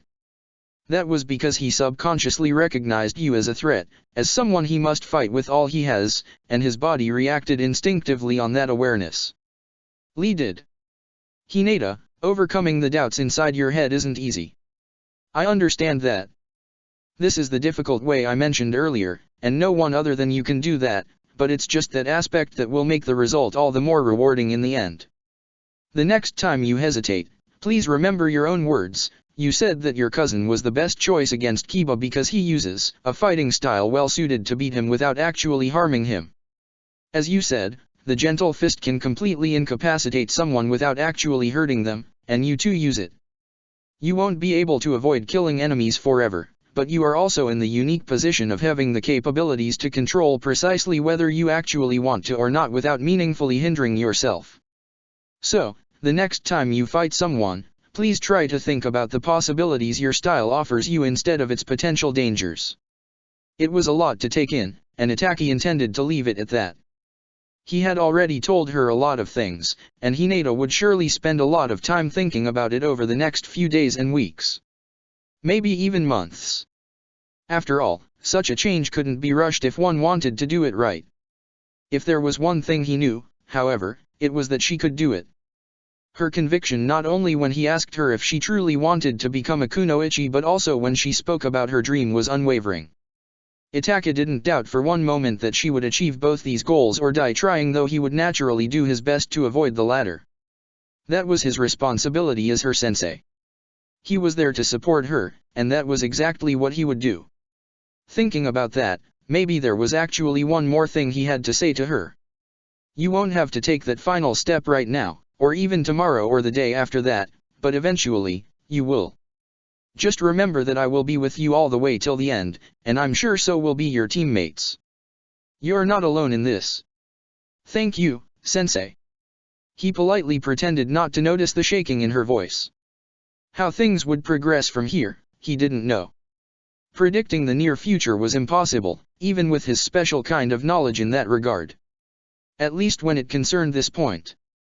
However, what he felt was that at the end of the road, there waited success. Anyway, Hinata would probably be quite embarrassed when she realized how emotional she had become in front of him, so after a minute or so of silence, Itake decided to broach a more light-hearted subject. Well, I initially planned not to tell the three of you in advance, but I think I can make an exception for you. Hinata looked up at him, confusion evident on her face. Sensei. Starting tomorrow, we will begin a new chapter in your training. We have focused on strategy, polishing your basic skills up to standard, improving your situational awareness, and teamwork, but I think you are ready for more. It's time we add some more advanced techniques to your repertoire, and for that, we need this. And with that, he reached into his pouch and pulled out a single piece of paper. Or, more specifically, he pulled out a piece of chakra induction paper. I feel like interesting times are ahead of us all. Chapter 54, Season of Change. Let's start this from the beginning. Season of Change. The earth beneath her feet shattered when she pushed herself off the ground, but Tsunade ignored that in favor of keeping her eyes focused on her opponent. She was used to it anyway, considering that was a natural occurrence whenever she fought, so it wasn't as if she needed to heed it any attention. It was only because she hadn't let him out of her sight for even a second that she caught Jiraiya sneakily forming hand seals with one hand when he thought his body blocked her sight. Katon, Indan. Fire release, flame bullet. If she hadn't been aware of the attack in advance, the projectiles would have forced her to stop her attack and fall back in order to dodge them, but as things were now, they barely slowed her down as she weaved her way through them. Judging from the minuscule widening of his eyes, Jiraiya hadn't seen that coming. Unfortunately, that didn't stop him from avoiding her fist with a smooth backflip, and although she came close enough to graze some of his stray hair, the attack ultimately missed. Instead, her fist shattered the ground and created a shockwave of dirt and dust that quickly swallowed the entire battleground.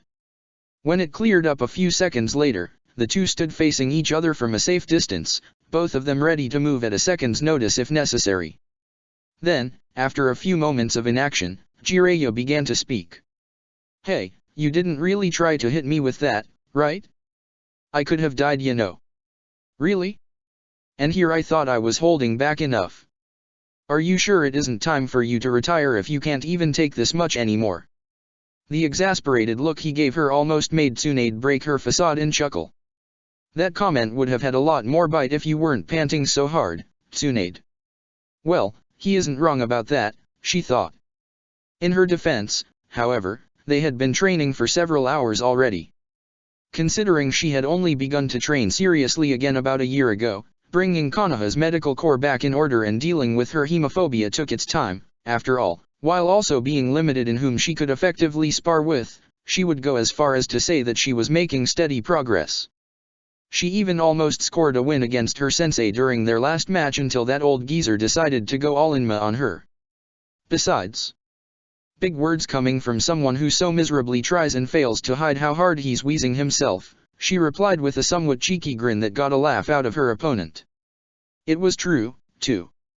While she admitted that she was clearly more exhausted than he was, Jiraiya's breathing was ragged as well, and judging from the slightly hunched way he stood, one of her previous attacks must have done at least some damage.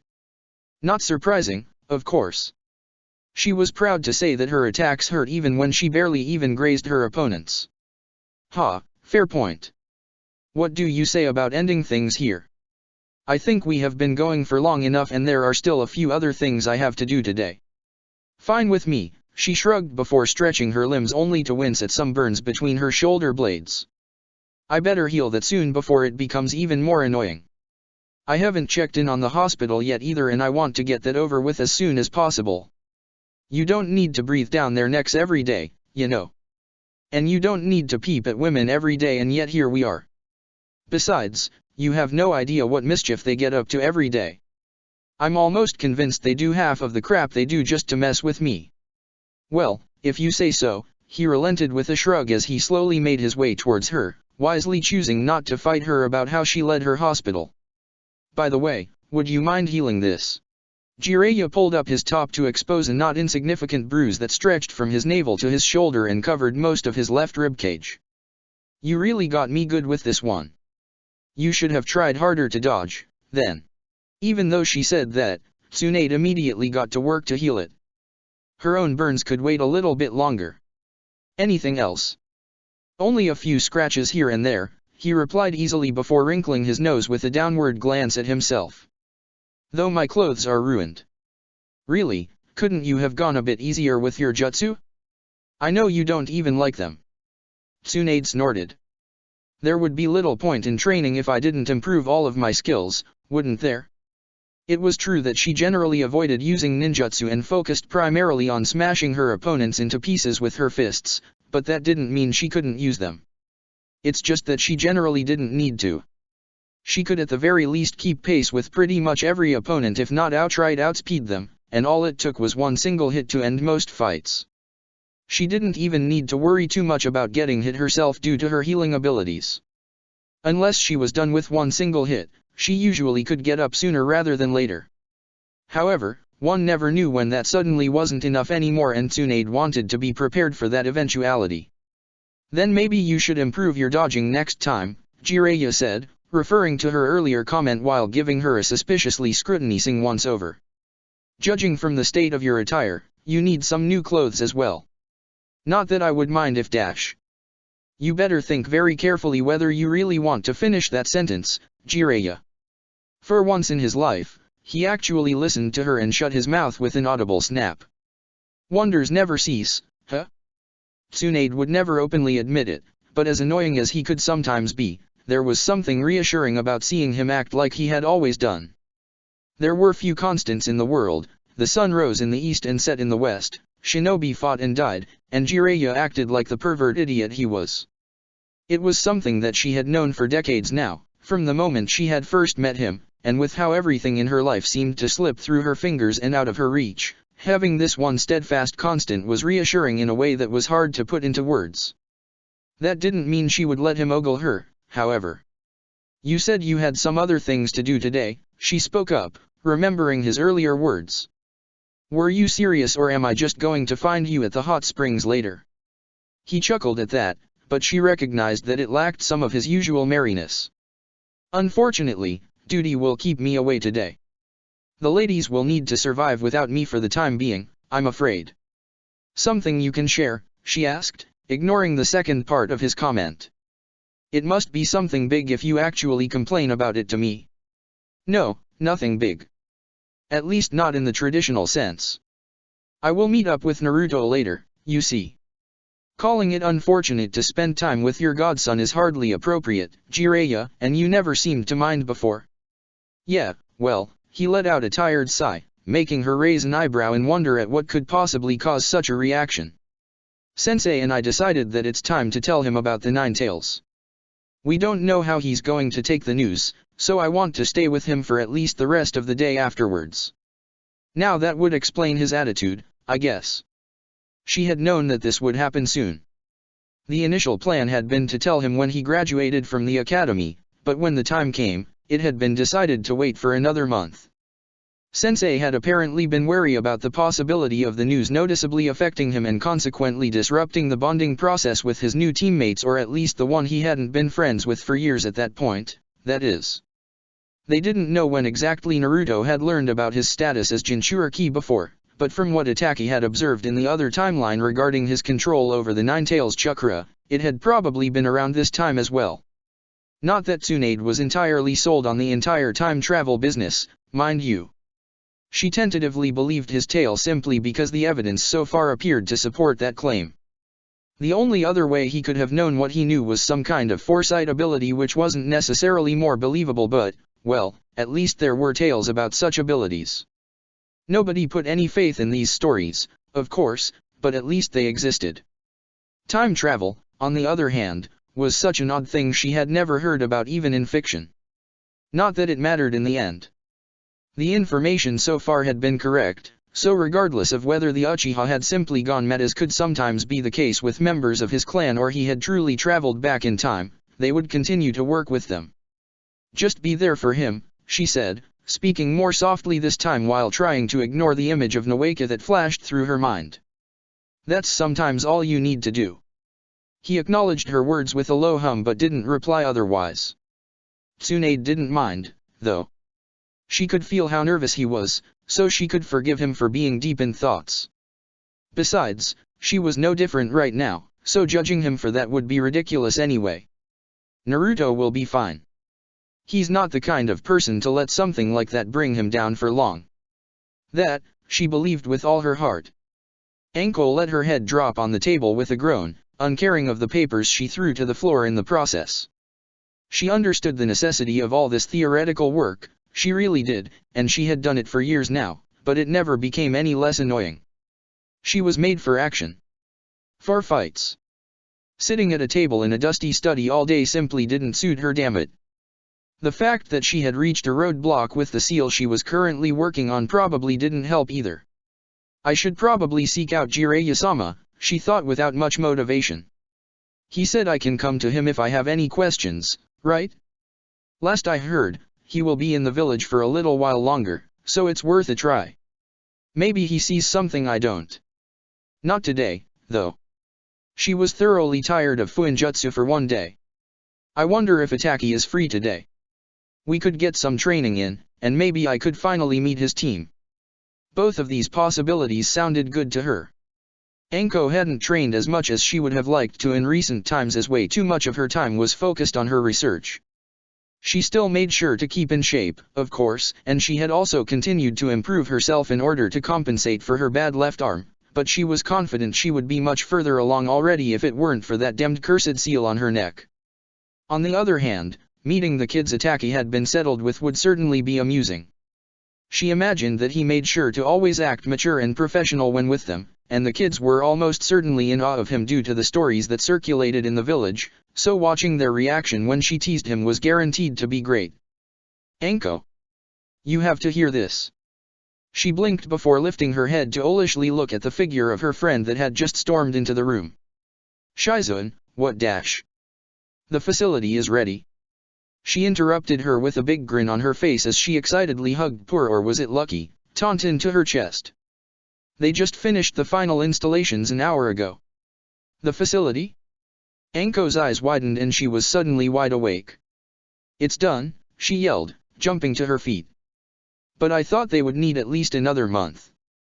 They apparently misjudged how difficult some of the installments would be and finished ahead of schedule. Do you want to go and take a look? Do you even need to ask? Anko didn't bother getting her coat or any of her other stuff. Instead, she simply started running, Shizuan hot on her tails. The facility they were talking about was a research laboratory built on Training Ground 98, one of the grounds the furthest away from the village that was surrounded by rarely used training grounds that almost always were empty. There were some experiments Tsunade judged as too dangerous and volatile to be held in the Tsellaing of her hospital, so after getting the approval of the Hokage, the work on a new facility at a safe distance from the village had begun. There, far away from possibly innocent casualties, experiments and research could be carried out without worrying about accidentally blowing up parts of the village and killing civilians. The facility wasn't only for them, of course. Other research teams would be transferred there as well, some temporarily while their own facilities were updated and modernized, and some permanently. However, none of that mattered to Anko right now, as this transfer meant she could finally carry out two specific experiments she had been sitting on for months now. The preparation would need a while, sure, but some progress was better than no progress at all. Now this is exactly the kind of distraction I desperately needed. The Chunin exams were one, if not the biggest event a village could hold. While there were a number of events each year that were technically merrier, like for example the ones that celebrated the anniversary of the Yondame's victory over the Nine Tails or of the village's founding, none of them resulted in nearly the influx of foreign guests as the exams did.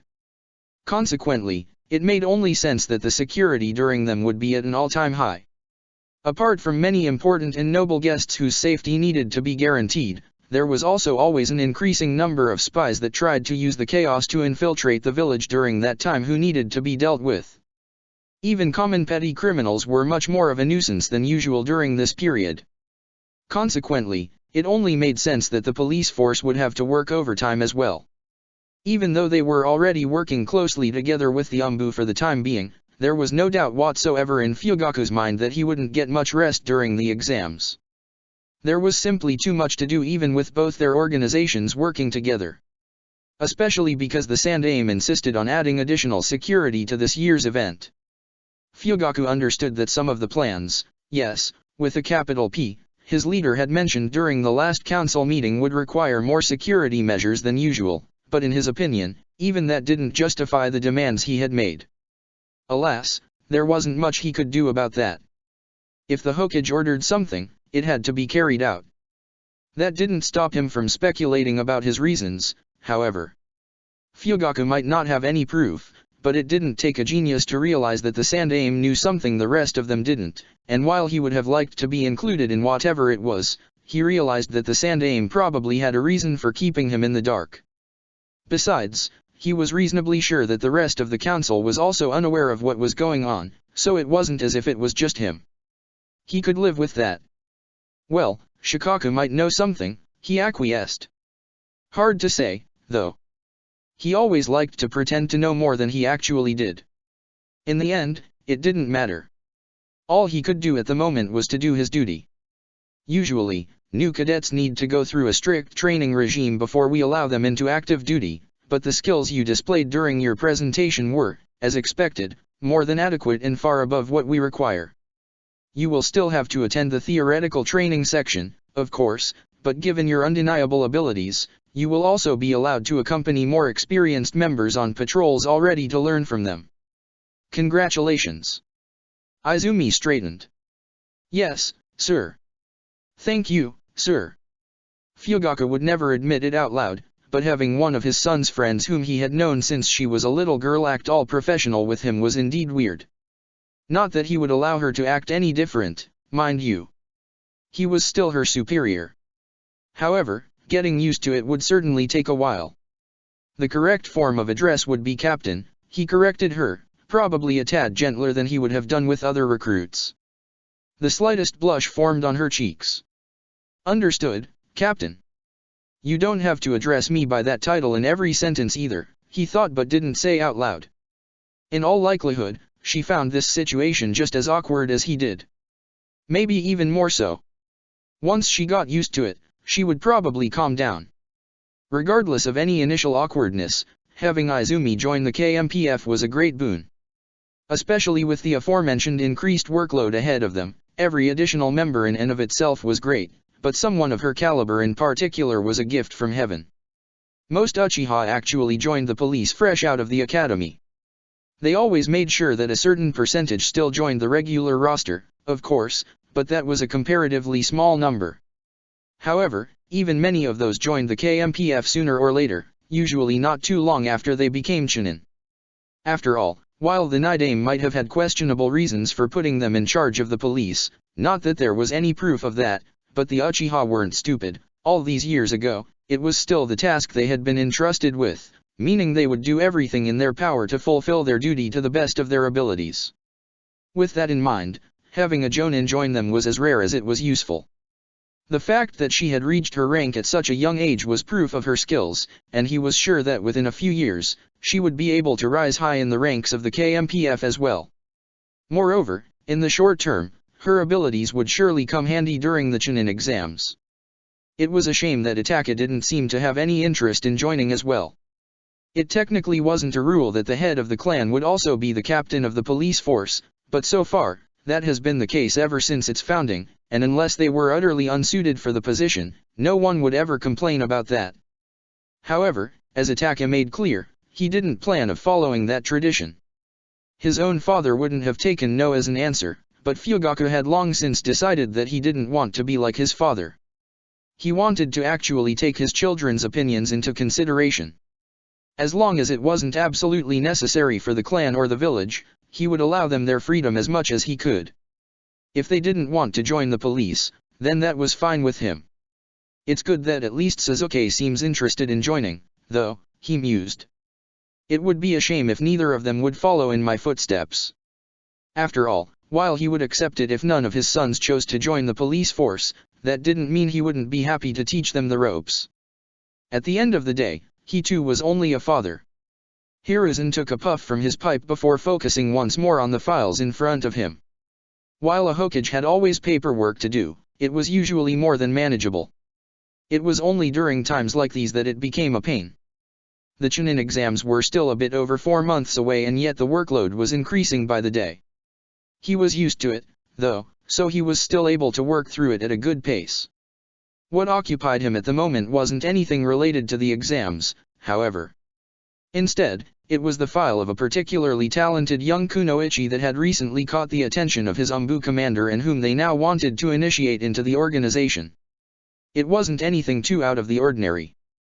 While it was rare that the commander recommended someone themselves instead of leaving that there to him or one of their recruiters, Hiruzen dealt with such matter regularly enough. No, it was the identity of the kunoichi in question that made him hesitant about how to approach the matter. Haku is definitively talented enough, he admitted. However, I wonder if it would be worth the trouble. The girl had been adopted into the Uchiha clan in all but name, and the only reason they hadn't done that as well was that it would have caused problems with many others in the village. After all, a clan that already possessed a Kekkei Genkai. Adopting an orphan with another bloodline would cause feelings of envy, and that was something they wanted to avoid. Furthermore, Hiruzen was also sure Itachi might not be too happy if the girl truly joined the Umbu. The young man was understandably protective of those close to him, and as he knew firsthand what would await her if she indeed joined, he might not approve of her being transferred there. Hell, judging from some of Itachi's comments in the past, he wasn't happy with Shisui being there. That wouldn't stop Hiruzen if he really wanted her to join, of course. He was still the Hokage. The true problem was that he wasn't sure whether she was actually suited for the Umbu. While there were a few departments that didn't have much to do with things like assassinations, it was impossible to avoid such missions entirely, and from what he knew about her, Haku might have problems with that, which in turn could easily become a problem for him. With a sigh, he took a pen and wrote a comment on the request before putting it aside again. Let's wait a bit longer with that decision and first observe how she will hold up during the coming Chunin exams. That should also be more than enough time to get a more detailed analysis of her character. He was just about to reach for the next document when the door swung open. "Ah, sorry for being late, sensei. Tsunade and I kinda lost track of time and then I still needed to find the brat, you see." Hiruzen waved Jiraiya's apology off. He was only 5 minutes late for the time they had agreed upon, which was much better than he had dared to hope, so it hardly mattered. "Never mind that," he said before directing a warm smile at Naruto, who followed after his godfather into the room. "It's good to see you, Naruto. It has been a while." Usually, the boy seemed always excited to meet him, but he appeared to be rather annoyed right now. "Well, what is it, old man?" "Kakashi-sensei finally agreed to teach us all a new jutsu. Do you have any idea how long we needed to beg him for that before he agreed? Why did you want to talk with me now of all times?" I'm sure most people would get a shock if they heard him talking to me like that, Hiruzen thought with a touch of humor. He had probably spent a bit too much time with the boy over the years if he could act this rude towards him without fear of being reprimanded. "Well, as long as he doesn't act like this when others are around, I guess I will let it pass. At least this time. There are more important things to talk about, after all." That mental reminder made all sense of humor disappear. He had known that this day would eventually come, ever since the day Minato and Kushina died and left behind their son, but it had always felt so far off. One would think I would have learned by now how fast time can fly, huh? "Naruto," he said, and from the way the boy stiffed, he must have heard from his voice that the matter was indeed serious. "Please, take a seat. We have much to talk about. Let's hope that all will go well." "Oh, don't pout, Sasuke. What will all the girls think if they see you like this?" His brother shot Shisui a dark glare. "I'm not pouting," he said. "And I don't care what they think. Now don't be like that. It's alright to be sad, you know? I'm also sad that Itachi is moving out." "Why? It doesn't even make any difference to you." "It does. Usually when I visit you guys, I get some of your mother's cooking. Now I have to settle for Itachi's food. He isn't a bad cook, sure, but it doesn't come even close to Dash." "Shisui," Itachi finally decided to chime in. "Sasuke. I'm grateful that you're here to help, but I would appreciate it even more if you would actually help instead of only standing in the way and talking with each other." The two gave him more or less sheepish looks, Shisui's being obviously fake while Sasuke simply didn't seem to be in the mood to be apologetic. However, both began carrying boxes into the house again, so Itachi didn't bother pointing either of these things out. Naturally, Shisui couldn't keep quiet for long. "I have to say, Itachi, I didn't think you were the type for all these knickknacks. I always took you for someone content to buy only the bare necessities of furniture and then be done with it." "And you would be correct with that assumption," Itachi replied with a wry smile. "Unfortunately, my mother didn't seem to agree with that sentiment. Neither of his parents, nor Sasuke, for that matter, had been very happy when he declared his intention to move out from home, but they had ultimately not put up much of a fight. His mother, however, had insisted to help him get all the things he needed, probably guessing that his new home would only have the bare necessities and deciding that this just wouldn't do. He had no idea why Izumi, her mother, and Haku had ended up joining them as well, but he had known better than to argue. Consequently, he ended up with much more than he would have otherwise. It was probably a good thing that he had spent almost none of the money he had earned over the last decade, because it would have been a real hassle to pay for it all if he had. To be completely honest, Itaka continued after a few seconds, I would have been happy with a simple apartment as well. I really don't need a house. The space is wasted on me. Well, you didn't need to move out either, Sasuke said, trying his best to sound as if he didn't care either way. You're gone most of the day anyway, right? You might not go on real missions at the moment because of your team. Itaka noted with satisfaction that there was no more bitterness when his brother mentioned his team like there had still been just a few weeks ago, and be home in the evening, but that too will change soon, right? What's the point of moving out at all? In all fairness, that was a legitimate question. After all, at least in most clans, it was considered normal for children to continue living with their parents until they married. Civilian families were a bit different, but from what he understood, they too kept their children with them for quite a while even after they were considered adults. It wasn't until they stood with both feet in life and had a safe income that children decided to move out, and that tended to be in their early to mid-20s for most non-shinobi. With that in mind, Itaka's decision would indeed be considered somewhat strange. Not to the point where people would throw him weird looks, sure, but strange nonetheless. There were two main reasons why he had decided to move out anyway. First, he wanted to do this simply because he had never had the chance to do so in the original timeline. Experiencing this next step that was normal for most people but an extraordinary event for him was something parts of him craved, and he actually looked forward to living on his own while still having the opportunity to see his family and friends. It was a far cry from how he had moved out the last time. The only other way for him to experience this would have been to get married, and that was probably not happening anytime soon, much to the chagrin of his parents. If there was one thing he regretted, it was reminding them of his continued existence as a bachelor, if he had to listen to one more deliberately unsubtle comment about someone's daughter.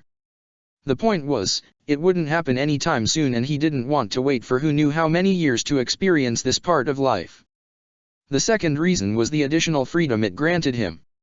It wasn't as if his parents restricted him much, if at all, but there just was something about moving out that felt liberating. Itaka wondered if this was another thing people experienced in their youth that he had missed. Now, he couldn't very well say any of that to Sasuke. Maybe the second reason, but even that, well. It was then that Shisui fortunately, or unfortunately, depending on one's point of view, opened his mouth to help him out. You make a good point, Sasuke, but you're kind of forgetting about something there. Knowing the older boy pretty much all his life, Sasuke was naturally suspicious of his lecturing tone. That didn't stop him from inquiring further, though. What do you mean? Shisui threw an arm over Sasuke's shoulder. You see, there's just not very much privacy when one is living with their parents. Certain things are impossible in such a situation. Certain things. Well, let's say your brother got a girlfriend, for example. Now, if he takes her home with him and dash. Shut up! Sasuke immediately exclaimed with wide eyes as he pushed Shisui's arm away, his ears turning beet red. Itaka doesn't have a girlfriend. Shisui continued, completely unperturbed by that reaction. No need to scream like that, Sasuke. There's nothing embarrassing about it. If your brother wants to dash. Shut up, damn it. Sasuke dash. Instead of waiting for whatever came out of Shisui's mouth next, Sasuke grabbed another box and fled, pushing himself past Itaka without meeting his eyes and escaping into the safety of the building. Itaka sighed, barely managing to suppress his smile. Did you really need to tease him that much, Shisui? Hey, you could have interrupted at any time but didn't, so don't act as if you didn't find it funny too. Well, maybe a little bit. To be fair, Sasuke was adorable when he was embarrassed. It was also rather amusing that Sasuke acted as if him moving out would mean that the two would see each other less from now on. After all, Itaka had no doubt that his brother would find every excuse to visit him anyway. Furthermore, once he found out about his guest room, Sasuke would probably stay until late in the evening and then argue that it wouldn't be worth it to go home anymore either way, and that he could just as well sleep in the aforementioned guest room. You know, Shisui continued in a teasing tone that made Itaka narrow his eyes. Sasuke actually did you a favor, you know. He was probably going to regret asking, but how so? He just screamed through the streets that you're single, didn't he? I'm sure the entire village will know about it by the end of the day. All these poor single women too afraid to ask out the great Itachi Uchiha will draw new courage and dash. Shisui. Yes. Shut up. Alright. Chapter 55, Kabasawa Mines I. Let's start this from the beginning. Kabasawa Mines I. Watching his team train was satisfying in a way that watching Sasuke had never been. While Itachi wouldn't go as far as to say that he enjoyed this more, there was no doubt that it was something unique that gave him great pleasure unlike anything he had experienced before. If he had to take a guess, he would say that this probably stemmed from the different approaches he took to these two situations. With Sasuke, training had been something fun. A way to spend time with his brother. While improving his skills had never been unimportant, Itachi's primary concern had always been for the two of them to have a good time and ultimately go home with a smile on their lips. Sasuke's progress made him proud, yes, but it wasn't the foremost thing on his mind. With Team 8, on the other hand, things were different. Sharpening their skills, expanding their arsenal, and improving their mindsets was exactly what he set out to do, and observing them implement the things he tried to teach them was more than just a little gratifying. But it was more than just that. Rather than him simply being pleased with himself for successfully teaching them, he was genuinely happy to see their growth for their sake. Similarly, he was proud and even impressed by their development. A lot of a genin's improvements could be credited to the work of their sensei, but Itachi wasn't as arrogant as to believe that he was the only one whose efforts should be recognized. At the end of the day, they only got as far as they did because they worked hard every single day. If someone should be praised, it was Shino, Kiba, and Hinata. Their progress was impossible to miss.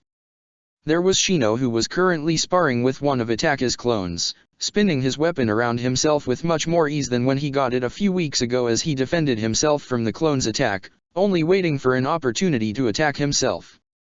Kiba was a bit further away, practicing his techniques against several boulders Itachi had created for just this purpose together with Akamaru. At first glance, this sight wouldn't be much different from what one might have observed from the boy before he came under Itachi's care. However, those with keen eyes would be able to not only notice the increased speed and coordination with his Ninken but also the other technique he was using in tandem with his Gatsuga. And last but not least, there was Hinata. Unlike her teammates, she was currently not fighting or jumping around but sitting with her legs folded beneath her and looking for all the world as if she was merely relaxing. However, in truth, she was practicing a rather advanced technique Itachi had begun teaching her about 2 weeks ago, which required very precise chakra control to the point where even a Hyuga struggled with it. It had been a little over 1 month since their joint training session with Team Guy, and so far, the fruits from that day were apparent to see. Truly, it was almost scary to see how easily they were absorbing his every lesson like sponges. So this is what it means to be a teacher, then? Yes, Itachi could confidentially say that it hadn't been a mistake to take a genin team. Not at all. Maybe it was time to finally take the logical next step in their training. They were as ready as they ever would be, and waiting any longer would be a waste of time at this point. Itachi had waited long enough already as it was. In truth, they had probably been ready for a while now, but he had wanted to make absolutely sure that this decision wouldn't be a mistake. Missions had a tendency to get out of hand, after all, so a sensei needed to judge the time to take their team on their first mission outside the village wisely as to avoid things spiraling out of control. Itachi judged that the right time was just about now. That's enough, he said, and although he hadn't even raised his voice, 3 heads immediately turned towards him. Gather over here. There's something I have to tell you. At last, it was time for Team 8 to embark on their first C-rank mission. Hayashi Hyuga was a hard man. Hinata knew that, had always known that, and even though his stern face rarely revealed what he was thinking, she was confident to at least make a good guess most of the time. Right now, for example, he seemed doubtful and even disapproving. And he is sure that your team is ready for that. Hinata gave a delicate nod, careful not to move too quickly so as not to appear desperate nor too slowly so as not to be seen as hesitant. It was an act she had rehearsed thousands of times until she could perform it in her sleep if necessary, just as it was expected from the Hyuga heiress. Yes, Otasama. Itaka-sensei said that he made the decision in light of how much all of us have improved over the last few weeks. Her father didn't immediately reply to that. Instead, he simply closed his eyes for several seconds while deep in thoughts. If Hinata weren't so nervous right now, or if she weren't used to it already, she might have been impressed that he managed to look disapproving even with his eyes closed and his face a perfect mask of tranquility. Very well, he finally said, making Hinata almost sigh in relief before she caught herself. I don't necessarily approve of you already venturing outside the village, but ultimately, the decision lies with your sensei. Furthermore, your forms did improve since you came under his tutelage. From what I have heard, he seems to be less headstrong and impulsive than most Uchiha, so I dare to presume he wouldn't have made this decision without thinking about it in depth beforehand. His eyes narrowed slightly, and an emotion she couldn't read but ultimately decided must be admonition crossed his expression before it returned to one of serenity. I don't think I need to tell you that I expect you to behave appropriately and return in good health. She gave a textbook bow from where she sat in front of him. Of course not, Otasama. Then you're dismissed. I had planned to show you this week what administrative tasks fall to you as my heir, but we will postpone that until after your return. Rest for today is to be at your best when you depart tomorrow. With one last affirmative bow, Hinata raised gracefully to her feet before turning around and leaving the room, all the while mindful of not only her pace but also her posture. Her father had been in a comparable good mood today, and the last thing she wanted was to deteriorate that because she acted inappropriately. She kept her head high and her back straight even when she walked through the gardens after she had gently slid the door shut behind her, well aware of the possibility that her father might be watching her with his Byakugan right now just in case she slacked off. That was a mistake she didn't intend to make a second time. It was only when she finally reached the privacy of her family's residential area that she allowed herself to relax, letting herself fall with her back against the wall for support.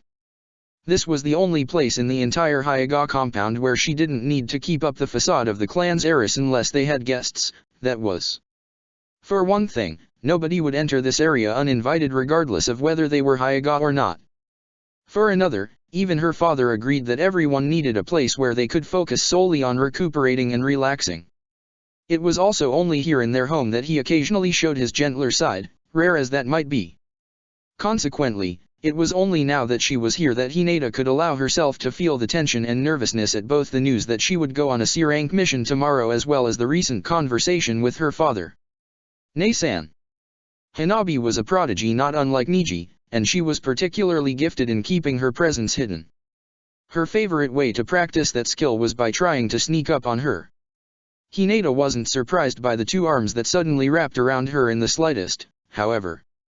No matter how talented her sister might be, Itaka-sensei's awareness training had been more than just a little bit effective.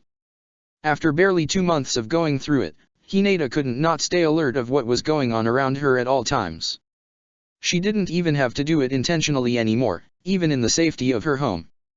Or maybe it would be more accurate to say especially in the supposed safety of her home. The memory of waking up in the middle of the night drenched in water because Itaka-sensei somehow got her father's permission to enter the compound at night for her training still made shivers run down her spine. Hanabi, she greeted her sister with a warm smile, feeling her exhaustion fade away at the sight of her just like it always did. What have I done to deserve such a welcome? Hinata didn't mind, of course, but as affectionate as her sister might be, she rarely if ever jumped on her like this since she was old enough to understand the expectations that were placed on them. I heard you're going on a mission. Is that true? She narrowed her eyes. The only person she had told that so far was her father, whom Hanabi couldn't know it from yet, so how did she know that? And where did you hear that? Hanabi's eyes widened a bit before she averted her gaze while a blush crept up her cheeks. Well, Did you use your Byakugan to spy on Otasama and me? Maybe. Hinata sighed, but the twitch of her lips probably gave away that she was more amused than annoyed. Come on, she said, gently pulling her sister with her as she moved to sit on the edge of the porch from where they had a perfect view of the flow herbid that Natsu, a kunoichi from the branch family that served as Hanabi's caretaker, had planted. It's more comfortable to sit while we talk, isn't it? Needless to say, she had barely sat down when Hanabi was already latching onto her side. So is it true, then? You're leaving tomorrow. Don't think that I forget your spying, she scolded her sister with an amused smile, looking right through her attempt to distract her from that topic. You know that you will need to confess to Otasama before he addresses the topic himself, right? He won't be mad if you approach him of your own accord, but if he has to confront you about it, you will go through katas all day. Knowing her father, he had probably checked whether Hanabi spied on them the moment Hinata had turned her back to him. The girl had a cheeky strike a mile long and a tendency to break rules much more often than she adhered to them. Their father gave Hanabi much more leeway than he gave Hinata, most likely because she wasn't the heir, but even that had its limits. In Hinata's opinion, however, one couldn't really fault her sister for spying like that. Hyuga children were taught to read lips from an early age, so she thought it was only natural that they would exploit that advantage. She certainly would have done so herself if she didn't have to live up to the expectations placed on her. I know. Hinata considered chiding her some more before deciding that her act of playing remorseful and apologetic was convincing enough for now. Thus, she instead addressed the topic Hanabi had wanted to talk about with her to begin with. Well, you already seem to know about it, but yes, I will leave for a mission tomorrow. Hanabi's expression immediately changed into one of excitement. Really? Yes, she replied with a soft chuckle at the sight of her sister's sparkling eyes, really. Do you already know what kind of mission it will be? Will you fight bandits, or maybe protect a princess? How long will you be gone? What will you hay? Her excited babbling ended with an indignant squeal when Hinata poked a finger into her side where she knew her sister to be particularly ticklish. And as if that reaction wasn't already adorable enough, the pout she shot her afterwards would have been enough to make her heart melt. Calm down, she told her with a soft chuckle. I don't know what the mission will be about yet myself. My team isn't meeting until tomorrow morning to find that out. Hanabi seemed to briefly fight with herself about whether she should rather continue to pout or continue asking questions before she decided for the latter. But don't you need to know how long you'll be gone to pack appropriately? Itaka-sensei told us to account for 10 days. If that's enough, everything will be fine. If it isn't, he wants to use that opportunity to train how to get by in the wild without resources. Leave it to him to squeeze some more training even during a mission, she thought fondly. I wish I could come with you. Hinata blinked at Hanabi's downtrodden voice before putting an arm around her shoulder and pulling her closer. Don't be too disappointed, she told her gently. You know that first missions are never interesting, right? I'm only a genin, after all. We will surely get something that's safe and boring. You won't miss anything. Hanabi merely grimaced. It's still better than the academy.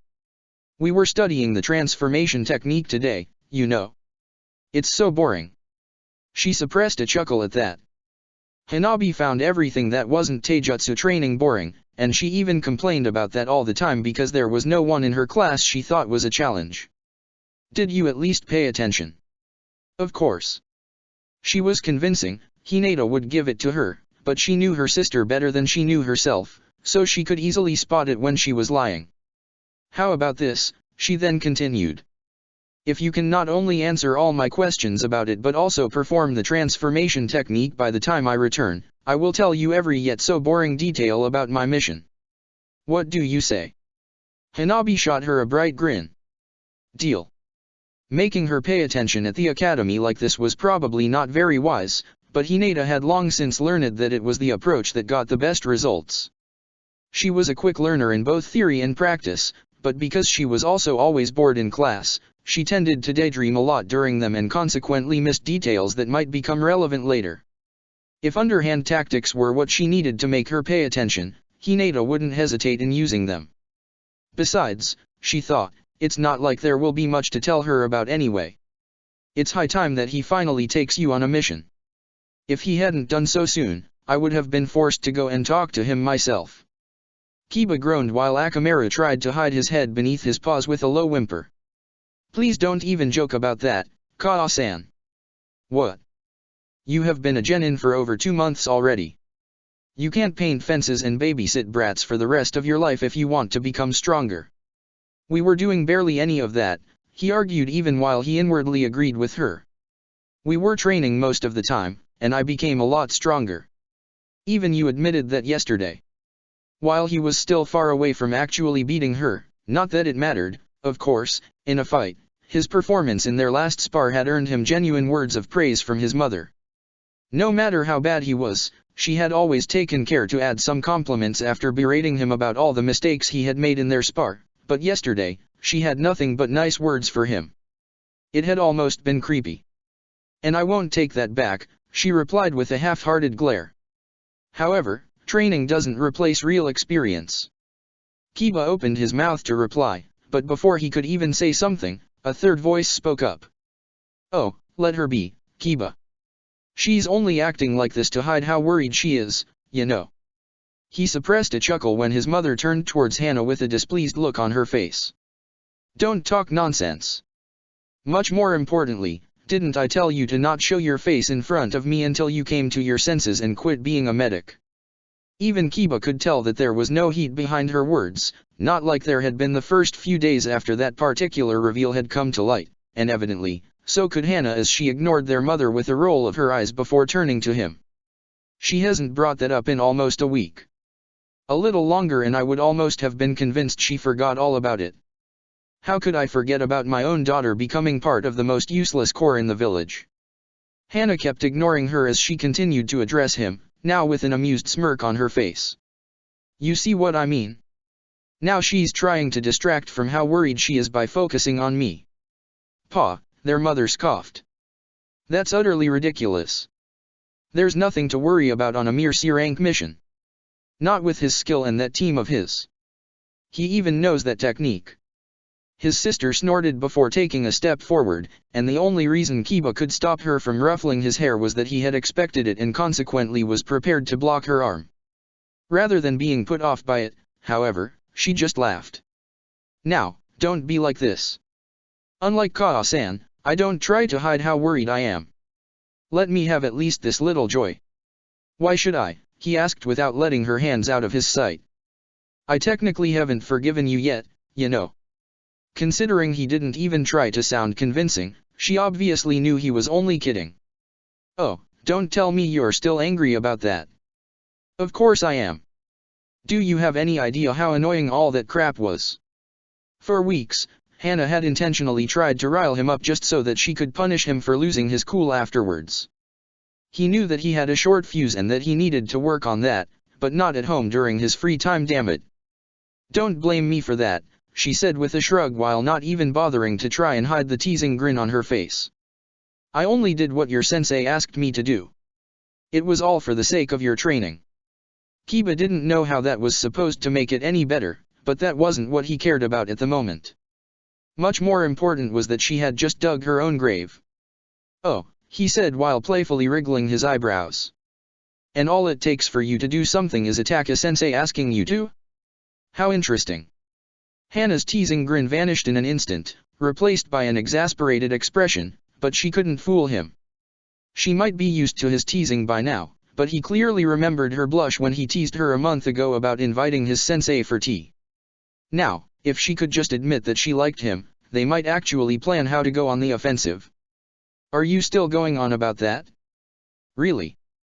Kiba chuckled, but before he had the chance to reply, their mother joined the conversation once more, her previous annoyance all but forgotten. She's right, Kiba. Hana can do much better than that. What? What? Don't look at me like that, she complained at both their reactions. You know that I'm right. Aside from the fact that all the Uchiha are for some ungodly reason cat people, there are much better catches out there. Kakashi Hatake, for example. He at least understands the value of Ninken. Hana groaned.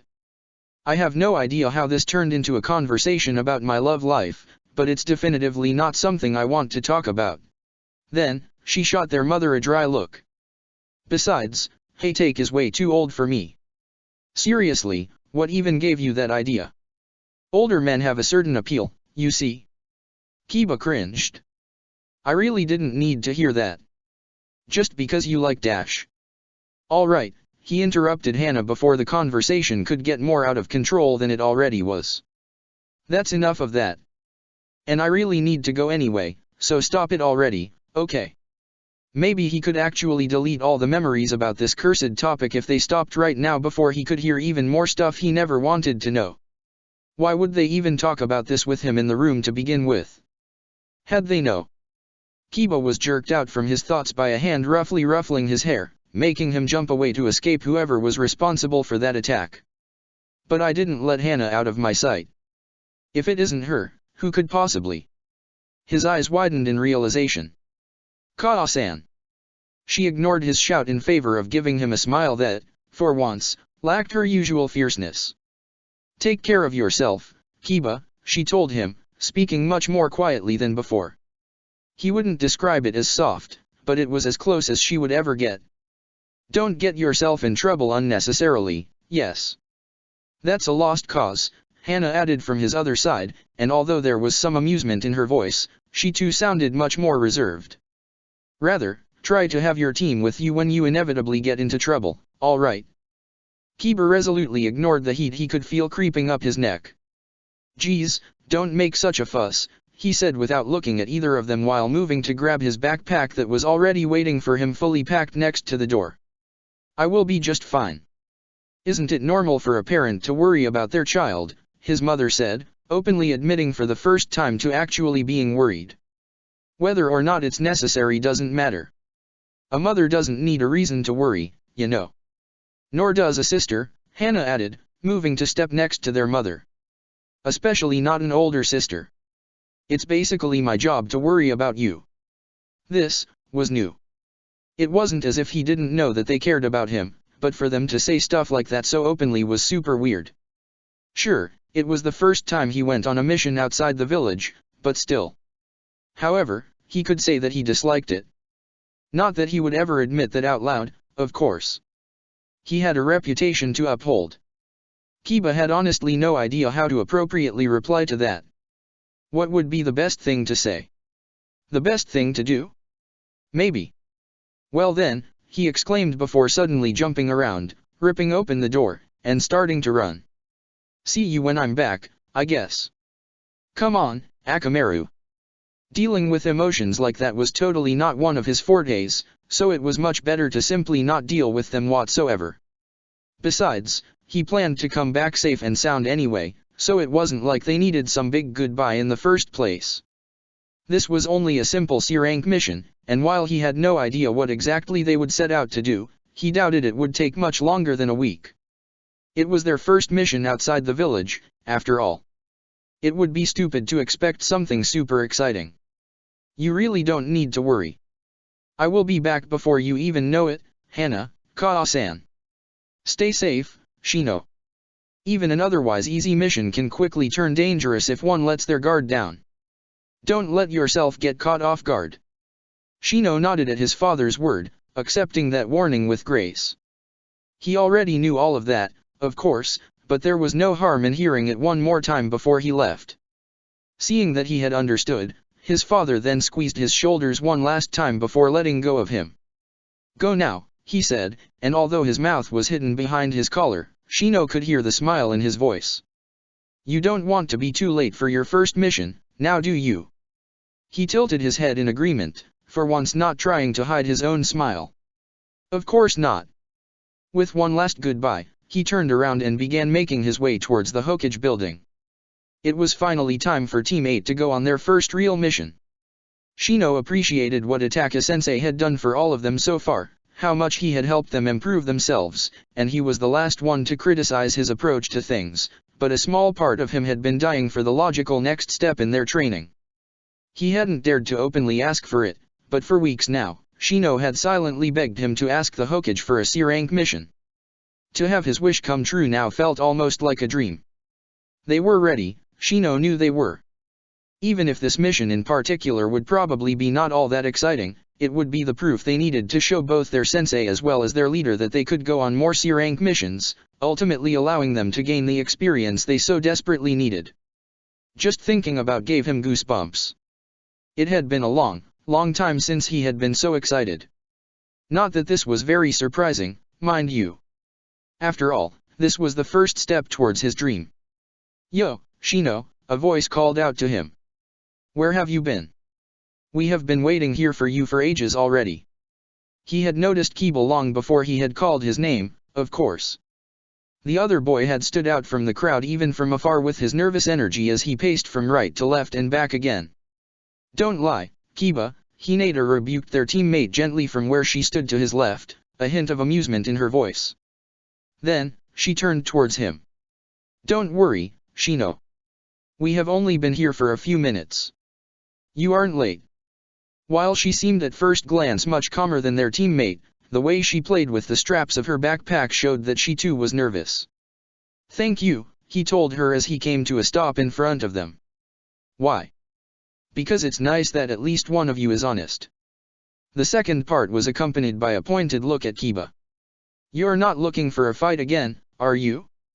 Don't you remember what happened during our last spar?"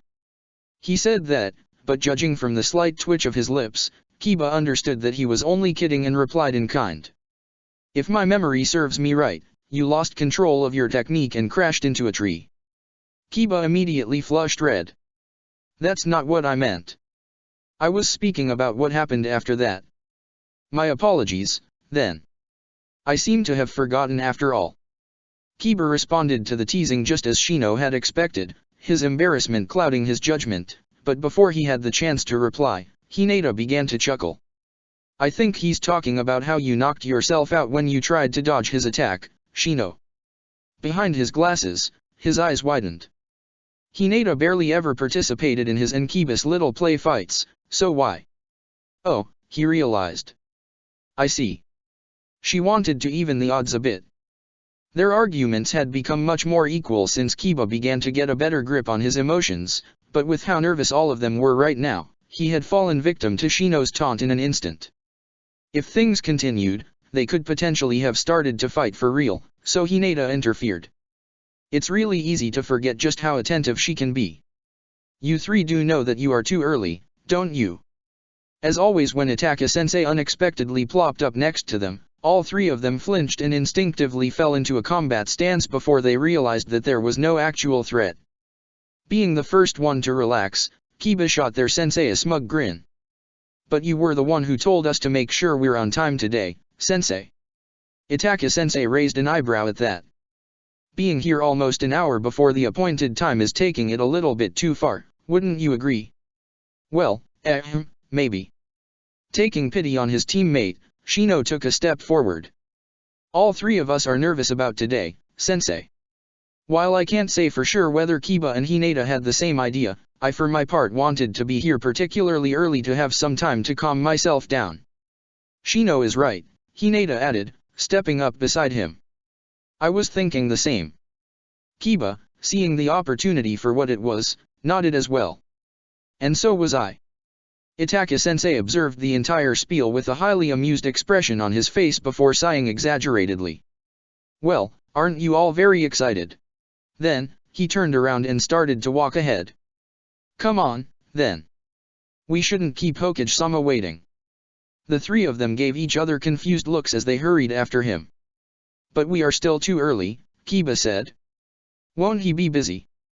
You're hardly the first Genin team that arrives early for their first C-rank mission. It's a standard policy by now for the Sandaime to keep his timetable free for about an hour before such an appointment exactly for that reason. That's also why issuing these kinds of missions is usually one of the earliest appointments of the day, as his schedule tends to become more crowded the later it becomes." Shino didn't even have time to be embarrassed about acting so predictable as the realization sat in that he wouldn't need to wait much longer to find out what their mission would be about. With all the possibilities running through his mind, all he could do was to follow after his team in silent anticipation for what was about to happen. "So it's finally time for your first mission outside the village, huh? I'm sure you're already looking forward to it." It was amusing for Itaka to watch his students try to act calm and attentive when he knew exactly how excited they were for this, and judging from the subtle signs he saw from the man on the other side of the desk, the Hokage felt the same way. "Fortunately for you," the Hokage continued, "your sensei notified me well ahead of time, so I had plenty of time to find something suitable. You wouldn't believe how many teams come and want a mission on short notice." He shook his head in amusement. "Naturally, they usually end with whatever I have close to hand, meaning they leave my office disappointed more often than not. For you, on the other hand, I found something that might be a bit more interesting than merely delivering a message or acting as bodyguards for some traders that only want to travel to a nearby town. The anticipation in his students was impossible to miss, and Itaka found it in himself to regret that classroom teacher from the academy wasn't currently on duty as well. He knew that the Hokage generally tried to have them here when their former students took their first C-rank mission, so the man must be otherwise occupied at the moment. Their leader took out a scroll and handed it to Itaka. The mission is rather simple, the older man continued as soon as Itaka took the scroll, ignoring him as he opened it and began to scan its content in favor of addressing the three genin directly. You will travel south to the Kabasawa mines at the coast not too far away from our border with the land of rivers. The noble in charge of the mines, here at Akihito, reported trouble with some giant boars that bother his caravans and now is worried about the effect it will have on trade. Furthermore, he fears that the boars might cause trouble to the town where all his workers live. Thus, your mission will be to find these boars and take care of them before they can cause any more problems. It was a good choice for their team. All three of his students were well suited for tracking, and Kiba in particular would be essential for this mission. After all, while Hinata's Byakugan was a powerful tool, it was not only limited by her chakra reserves but also had a certain range she couldn't go beyond, and Shino's insects were only suitably for long-distance tracking if he had the opportunity to mark their target in advance. Kiba and Akamaru, on the other hand, would be able to find the boar's scents and then lead their team to them. However, there was one thing that surprised him about this. "Forgive me, Hokage-sama," he said, "but I thought Tsuyoda-san is usually responsible for all missions concerning the Kabasawa mines unless their difficulty is above his skill level." The person he was talking about was a first-generation shinobi coming from a family of great standing in Konoha's merchant guild that traditionally organized the village's dealings with the mines. Because of the good relationship between them and the family in charge of the mines that held for generations already, Tsuyoda was the logical choice whenever a shinobi was required there. Did something happen? The Sandaime nodded. Unfortunately, Tsuyoda-san was injured during his last mission. It isn't anything serious, but he won't be able to go on any missions for a while yet, leaving this to someone else. I see, he thought. In that case, it makes even more sense to send our team. His control over the mines gives here at Akihito a lot of political clout and influence, meaning offending him could quickly result in him becoming a nuisance. There's nothing he can complain about when it's three heirs as well as the younger brother of a fourth heir from some of Konoha's major clans who answer his call, however. Acknowledging the explanation with a nod, Itaka handed the mission scroll to Hinata. "Here," he said, addressing all three of them. "Read it and tell me if you notice anything out of place." They were evidently surprised by that, but as used as they were already to his seemingly strange commands, they only needed a second or so before they caught themselves and put their heads together to do as they were told. The Sandaime and he meanwhile shared an amused glance, both of them curious to see if they would notice anything. It was Hinata who spoke up first, her voice tentative but confident. "Sensei, isn't the payment a bit too high? We learned at the academy that C-rank usually missions pay between 30.000 and 100.000 ryo, but the payment for this mission is almost twice that much." Itaka nodded, pleased that this detail was noticed this quickly. "And why do you think this is the case?" Hinata had no immediate answer to that, but Kiba did. "I'm sure I heard my mother mentioning once that nobles tend to pay more than they need to in general," he said. "It's some kind of power play, I think. They also do that sometimes to indicate that they want a particular skilled or renowned shinobi to accept their mission without having to actually ask for it directly, but considering there seems to be a regular for this client, I guess it could mean in this case that it's some kind of friendship bonus." "Very well argued," the Hokage praised, and Itaka had to agree. Usually, it was the Inuzuka's teammates who answered questions first, making one easily, and mistakenly, underestimate his intelligence, but it was moments like this that proved that Kiba too could think things through when he really tried to. However, while you're correct in that a friendship bonus is included in the payment, that alone doesn't explain its high amount. There's one more thing to it. Silence hung over the room for a few seconds until Shino gave it a try as well.